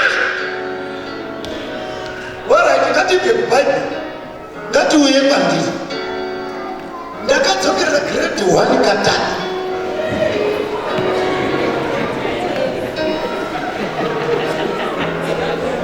pachikoro pedu paita unodzi mupedza bhusu wokubva panamba 1 kusvikira kuchigumo paripoti paipedza namba 1 yedu ndiniombererai maoko namba 2 namba yekupedzisira munaziva kare mwana aiwana kuklasi ichikutondera grade 1 achikutanga tati 35 grade yechiiye vandakadzokerera futi tata 37 yechiiye yacho tata 40 ipo pandakazoita namba 39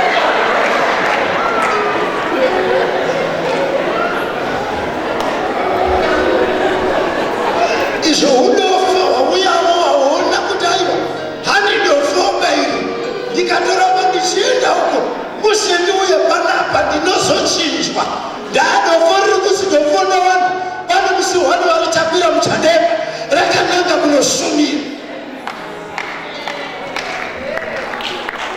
aiwa usundibata zvakanaka ndokubva zvanetsa shamwani grade 7 panapinda ne19 points mwari kunga apindirawo muna baba vangu anditaurira mufundisi takadzidza panext nepanext mufundisi wangu maondo uyu ari pasakubva 1 inini ndiri paelisi grade mamutani chakadaro ngechekuti baba akati mwana uyu akanyanya kungwaridza ngabve kumusha ndisopote ndiimongorora ndega ini ndamhai hanguni handina mhosva nekuti ane 19 ndofanira kutaura nachiwara because baba vangu aisenza padzibhiri pake ari mahobo security saka vana chiwara paauya kobhenga mari dzesikoro waisangana namahobo baba vangu ndo chakaita nditambirwe pairisi ine 19 points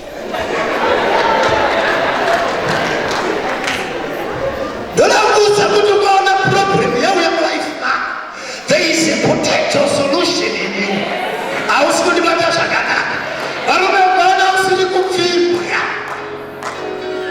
ukaona usiri kupfimbika tivirira kutsvaka puresensi yamwari pane zviri kugadzirwa nashe mwari vari kubvisa maboora ngoma yese wachimugadzirira murume kwaye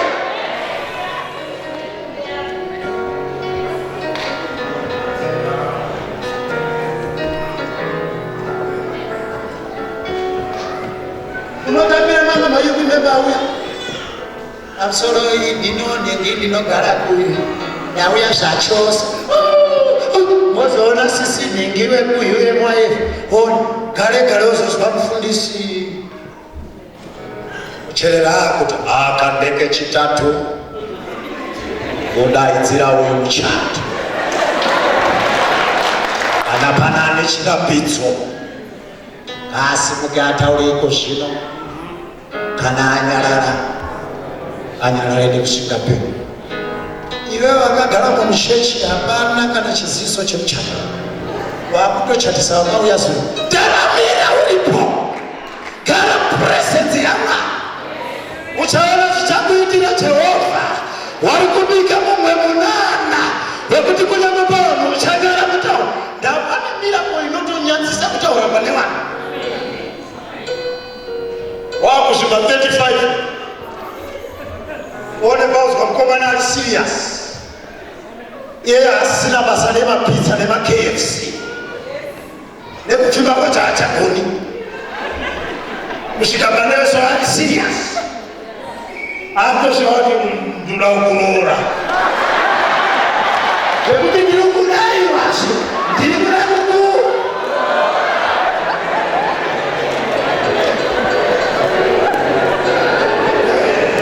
hausi kuti bata zvakanaka ndochakadhireirikwa muchato wangu warume ndakatamba nhamo inini kuti ndizopfeka ringi ndairwadziwa kushumira ndisina muchato but ndichinatsoziva kuti vakabata muchato wangu vanhu vatatu sekuru Pauri, mbuya maThomas natete maitrai these three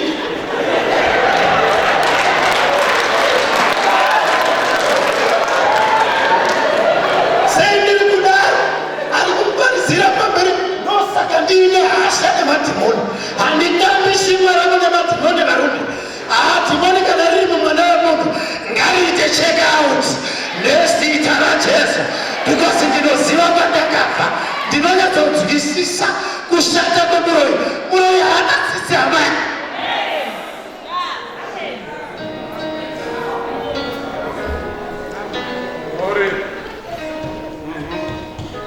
ini ndakanamatirwa pachurch service yeSunday wachingotanga munamatwa wekuti inotenda kuna baba Mwari baba uno masimba Yesu sikirwe denga nepa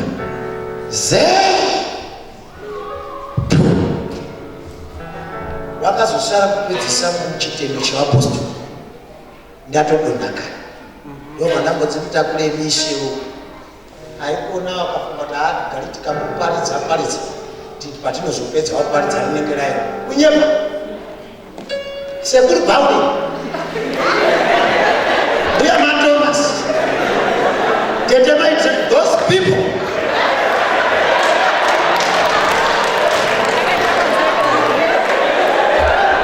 varume hakuna chinorwadza kunyatsokunzwa kuti zvinhu zvangu hazvisi kufamba but uchiziva vasiri kufambisa zvinhu izvozvo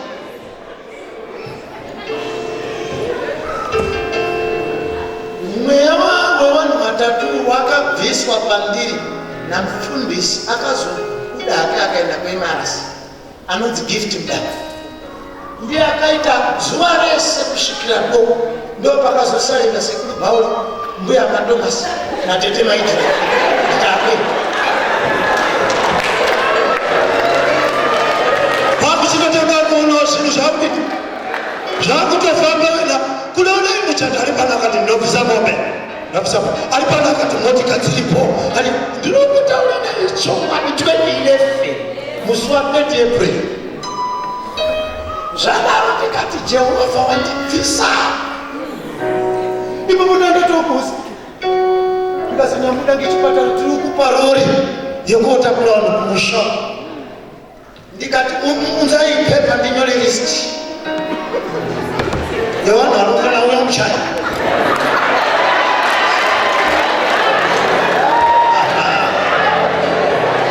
panamba 1 sekuru Pauri, number 2 mbuya maThomas, number 3 tete maitrai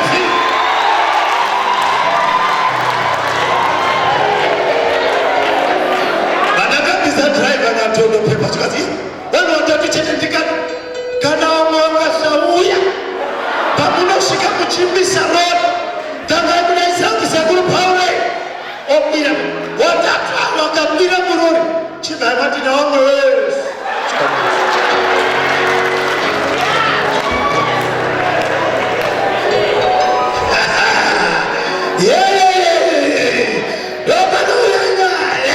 yekuti vavengi vako kana varipo vanamatire makore akawanda vagoona kusimudzwa kwako najehovha wekudenga ndokusaka ndauda varume kuti vachakuroya hauroyeki vachada kukubata haubatike chikonzero une simba reshupa havagoni kumira pene pako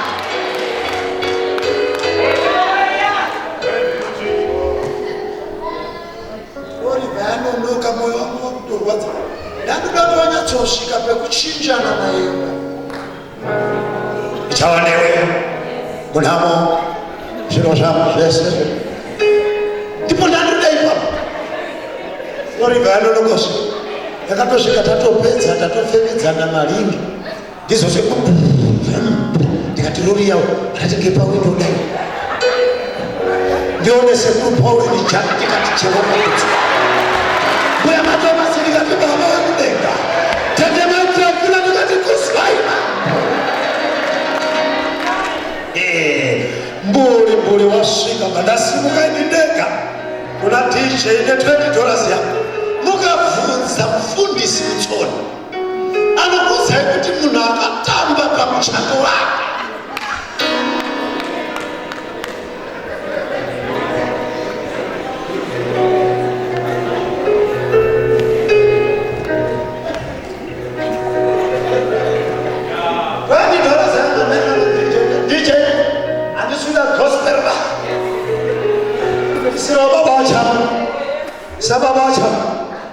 Baba samundile nakisha.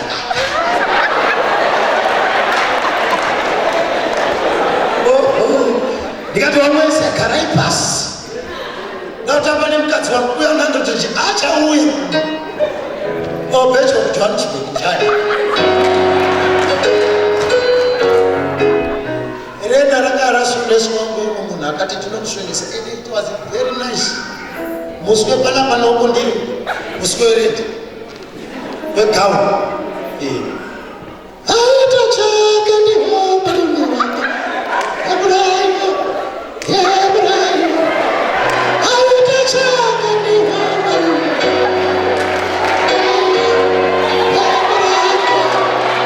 Ataka kabasaka kemuru bise. Wajanoda chaso shitira. Jamuno kona kushoro pozama. Jamuno unoso shitira biko. Aita chaka ni hopa.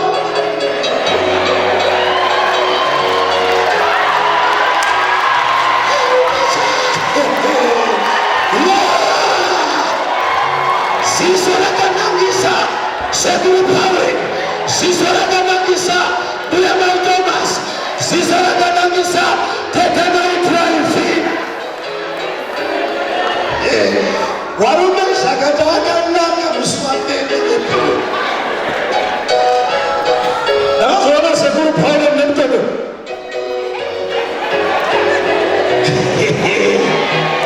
Wanavazona since Buyamal Thomas, I'm going to send an amazing. This was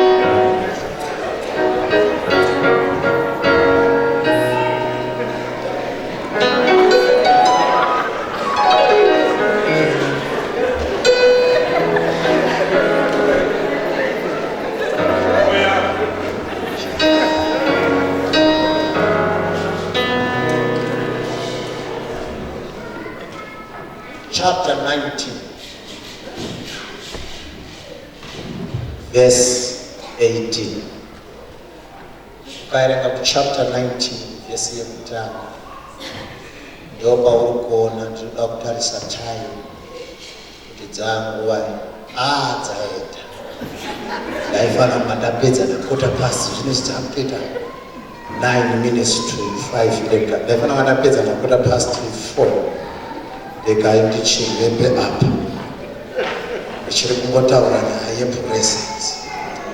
Pane zvandiri kunzwa mandiri vasikana vana baba nana mai kuti zvechokwadi hapana atenda musangano ane zvishoma zvaakagashira kuti nekuchengeta rudo rwababa zvicharamba zvakadai.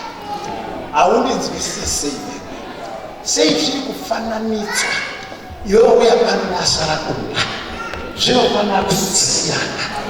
Anzwa mavhangeri maviri ane achatenda varume zvinhu ngazvizhinji kubva Exodus chapter 33 verse 13 inobva yati Moses ari kutaura naMwari akati Mwari ndakanzwisisa dressing yamakaita makati muchava neni mukadaisa ini nezita rangu mukati ndakuda kuti utangamire vana vangu bati pane chimwe chinhu chamakasiyirira Mwari hamuna kundiudza vekuenda naye ndiani wandichofamba naye parwendo iyi.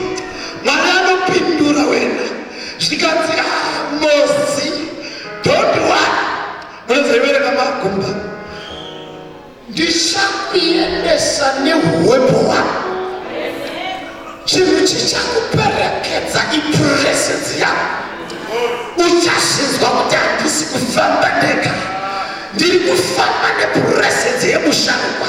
Saka zvese zvauchaita Moses kunyange Aroni akakushora kana Miriam vari kukushora kuti unenge uri mupresence. Ndosaka pawakapopota wachipopotera Moses Mwari akupindura achiti Moses rega hamukushushika because hawana kupopotera iwe chete wapopotera iwe vakapopotera iwe iye Mwari ari kudenga achipopotera iwe wapopotera nepresence yauri ndopanorova vanhu nemaperembudzi usatanga nepresence yaMwari.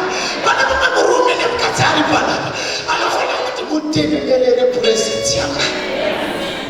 Gone are the days yekuchatyira vana vachienda kuchikoro muchiti kune masatanist kune vakatobvisa vana pachikoro zvine nani vakati mwana wangu anozobatwa nemusatanist.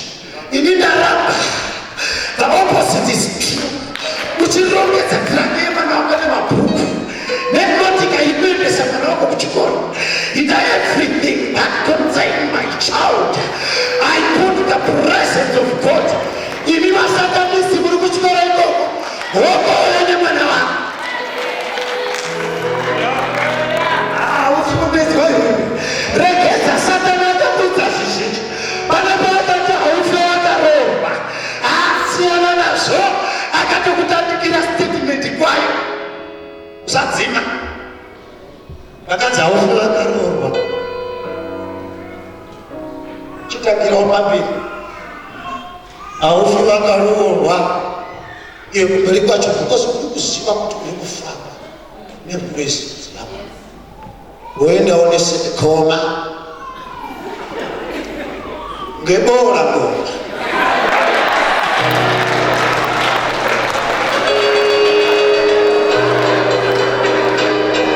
haufi wakatenga mota koma yekutanga kuti ndipewo push saka siyana nestatement dzakano iwe pfuurira mberi akatokutangira zviri nani aiwa baliwe kana akakuti haufe wakachata muudze pamberi pacho kuti kamuchato ngemangala ukandiona ndapfeka matomi pamuchato pangu hakusi kuchoboka kuchinja staira.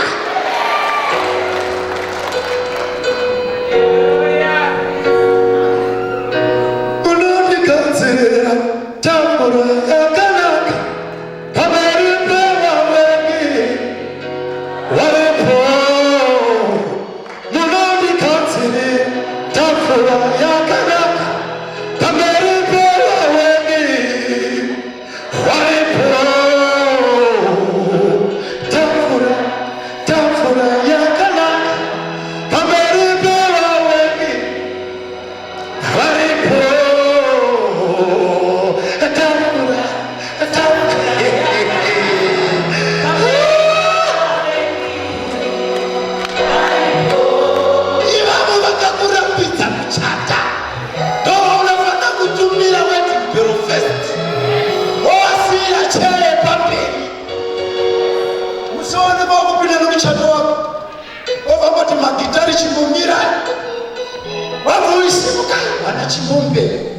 Nana Nyambaza, Dr. Siamanga Master. Nana whatever you chairman will do, Gasset. What can I now put in our food? Basta, but for Muti Pirikoka, what you come out, what you never should say. Chinata Winda Shakulinda. Fire, fire, oh fire, yeah, fire, fire.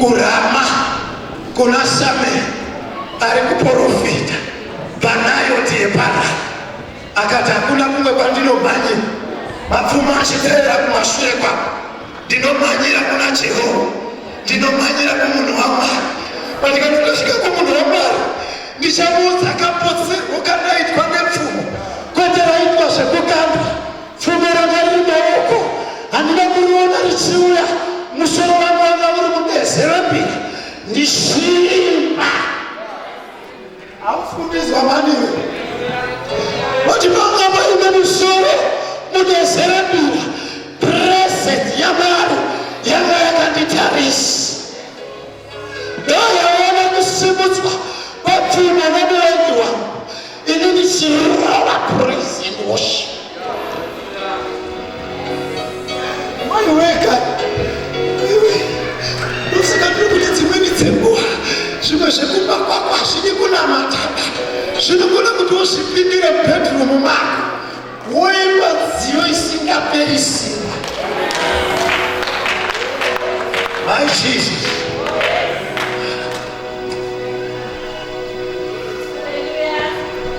Pasi pechi karo shenu wanu waka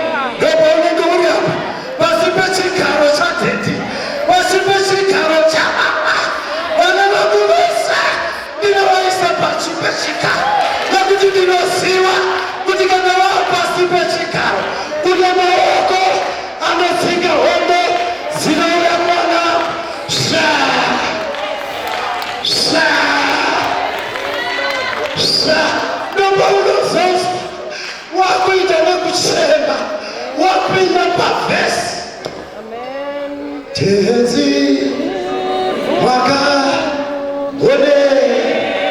iko saka mwaka Jesu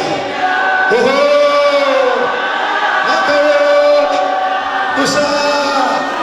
kusaisapa Jesu saka mwaka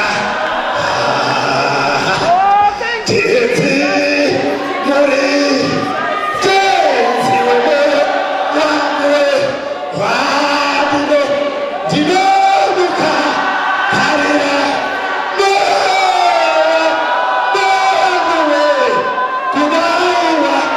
kudaiwa mfiwa daiso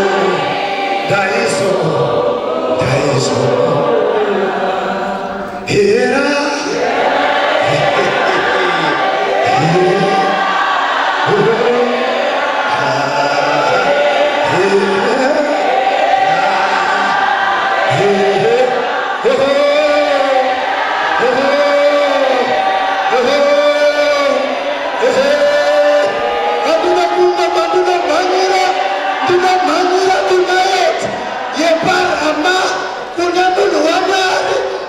ndinoziva amhani yokumunhu waMwari anochengeteka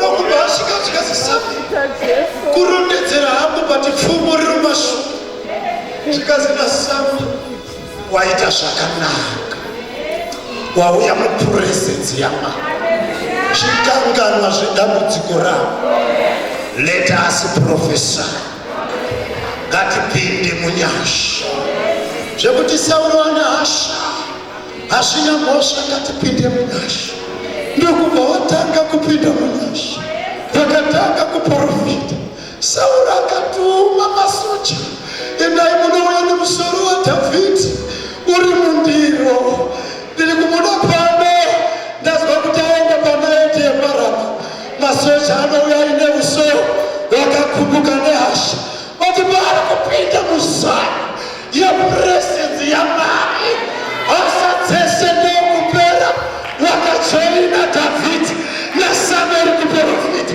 hakuna akadzosa nyusi kupa kuti vanhu vavatuva vakuprofita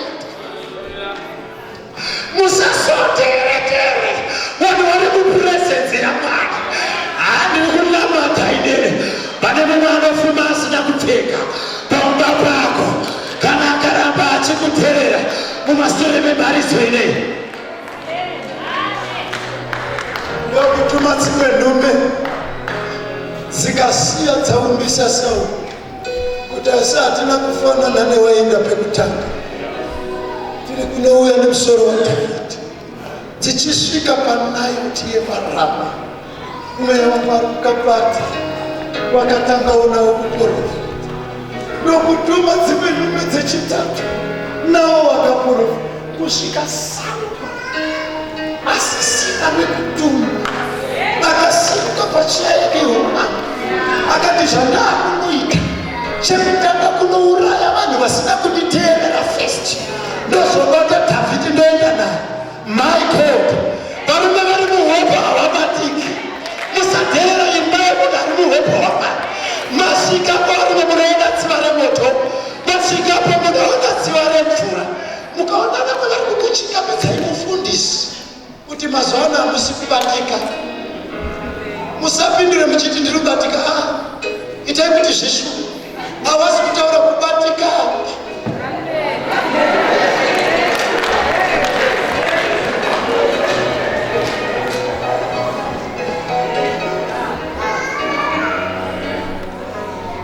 paSauro aina chinondinakidza pana Sauro vanhu vaMwari chinondinakidza papuresenzi yaMwari ndezvekuti Sauro unosvika patsime reSefe haasati asvika munayoti yeparama kune vanhu vari kuprofita asvika patsime reSefe ndokusangana nevari kuchera mvura ndokuvakusa mamuonawo Dhavhidhi here zvikazi Dhavhidhi naSamueri vari panayoti yeparama ndopavari wari kuprofita kungomencherwa kwezi ndekuti kuprofita. Sauro haana kuzomirira kusvika muRama, akatangira patsime repasoro. Ukaverenga zvakanaka inoti distance from the fountain of Seku to Nayot of Rama is a distance of 15 kilometers. Saka Sauro akatanga pa 15 kilometer peki kuprofita. But ndizwe zvakanaka, kaprofitire kakuita Sauro nhasi kasiyana nekaprofitire kaakaita kuchapter 10. Akaprofitire kwete kekupinda mupresence yaMwari, but kekubuda mupresence yaMwari achiita hand over take over umambo kuna David. Ndokusaka pachapter 10 aprofita asina kukubura pacha pachapter 19.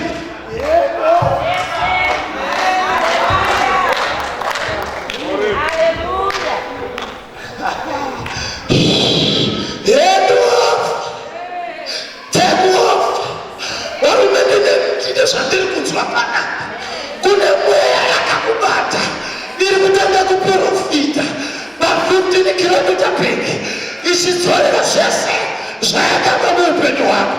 Iri kutanga kutaura kuti watakati havarorwi ngavarohwe. Yakananga kuNayoti epaRama ichiita hand over take over. Kune vatakabira mari dzavo kunyange maranzi achidza anotenga but kumakwaka haana kutenga, but ndaakudzorera maranzi ngaatange kushanda. Akatengawo mota vakungoti fambe fambe yafa inoda kugadzirwa, fambe fambe mavhiri aputika, ndisu taidaro ndaakudzorera mota ngaifambe gore rese isina kana chabatwa menji. Ari kuprofita from 15 kilometer peki. Glory. Hallelujah. Yes, Lord. Ndo vanati hwana wenu varume pane mweya iri kuprofita upenyu hwako ichiti ndarekedzana newe.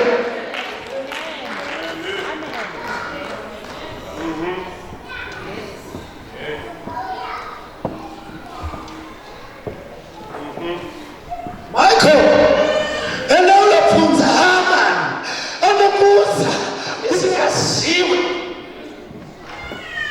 kuti ndiri kuprofitira Modhekai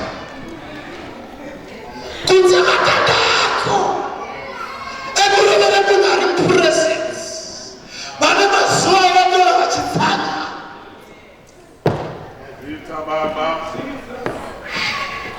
nyaya dzakakanganikwa kare. Mambo vanoshayiwa hope kunobvurwa nyaya yaModhekai. Mambo nerimweni regore kune varanda wenyu Bigitani naTimishi vakaronga kukuurayai zvikanzwikana Modhekai. Modhekai akanyorera waHosi Esta mukainvestigeta nyaya iyi mukaona ine chokwadi, mukatora Bigitani naTimishi mukavasungirira pamatanda vakafa nokuchikafa zvapera zvakadaro. Kunze Hamani akadzira matanda mukati mabari kuti saka munhu akaita izvi chizakapimba. I was not in the presence of God. Vanhu vachikorokera rufu kunze kuna dhati kuri kuzicheko chaakaiterwa munhu uyu nechegumi chaakabvisa cheko chaakaiterwa munhu uyu akatendeka wani pabuburo rake cheko chaakaitirwa. Ipapo masteps aHamani apatsa. Mambo unonzwa masteps zvonzwa ari panze ndiani zvikazi ndiHamani zvikazi mudaidzei apinde ndokuti tucha kupinda. Ine dzimweni dzenguva unoziva kurwepo hwaMwari kana waakutonga haudiba kuenda kuzvirwisira wega iwe. Unoziva haudiba kuenda kuna baba mukuru kunyange uruzviziva kuti zvikwambo zvapfumbidza musha wako ngezvasei. Don't go kuna sekupinda kunozvizikari hamusi kuona here uya mudecision zvinayo iwewe pinda mupresence nekuti mupresence ndimo munoitwa hand over take over. Zvikwako zvinorohwa tiri mupresence. Tisiri ikoko kwavari. Usafa wakateera murume kusmall house. Iwe murume achibuda panze kuenda kusmall house. Iwe kuita muhwepo hwamwari. Wame muhwepo hwamwari. Usaita futi munamato wemafu. Mwari hafa akadaira munamato wemafu. Mwari wee. Ingaone nakanakana ndichiri mhandara. Ndakabva kutendeka ndiri iwe mwari. Ndikamurire vana vamurume asikaendi kusmall. Zvinondizvera zvandaka. Mwari apindure.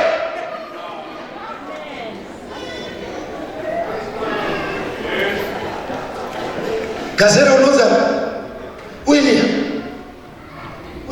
abuda magazera kuenda kusmall house. Sara upinde muhwepo hapa.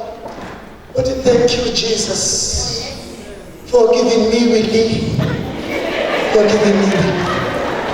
I know Willie is not around, but this is the beautiful home of Willie. My God, I know if you are God whom I know, and your presence is with me, may you please call my dearest husband Willie to come back home. Hallelujah. Zvinosangana zvega ikoko. Small house inongotanga kuzwa mudumbu musiri mekorera.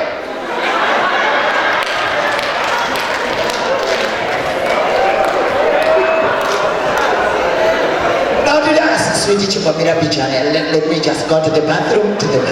Let's go to small house. To small house, I'm going to go to toilet. Come on, I didn't know where they were.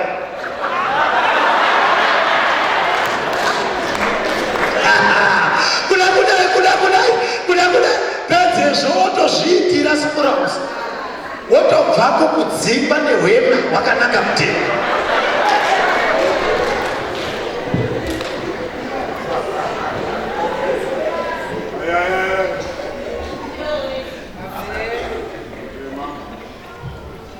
Vamani vada kupinda presence. Vamani vari kuti handina chandichaita ndisina kuinvita presence yake.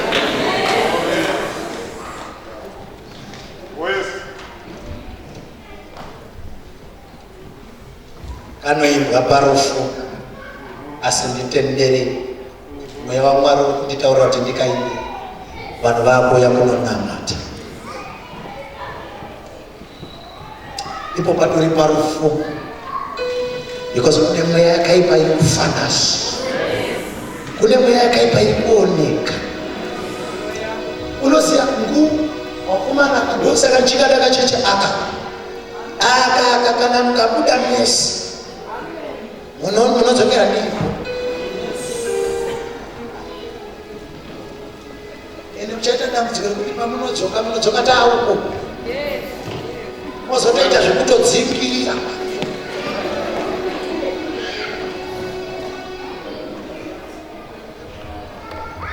Ndakuti touye kunonamata, handisi kuda munhu ari kudzamirwa pamunamata, ndinoda munhu ari kunyatsa kugaya kuti but it's very true kuti presence yaMwari inofanira kufamba nini. Ndiri kuzvinzwa inini kuti zvimwe zvinhu zvakaitika izvi is because ndakafamba ndiri ndega pasina presence yaMwari, because hanorwisa ipresence.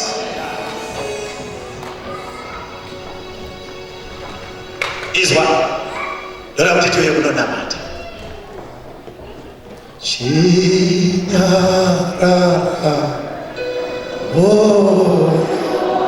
wangu Jesu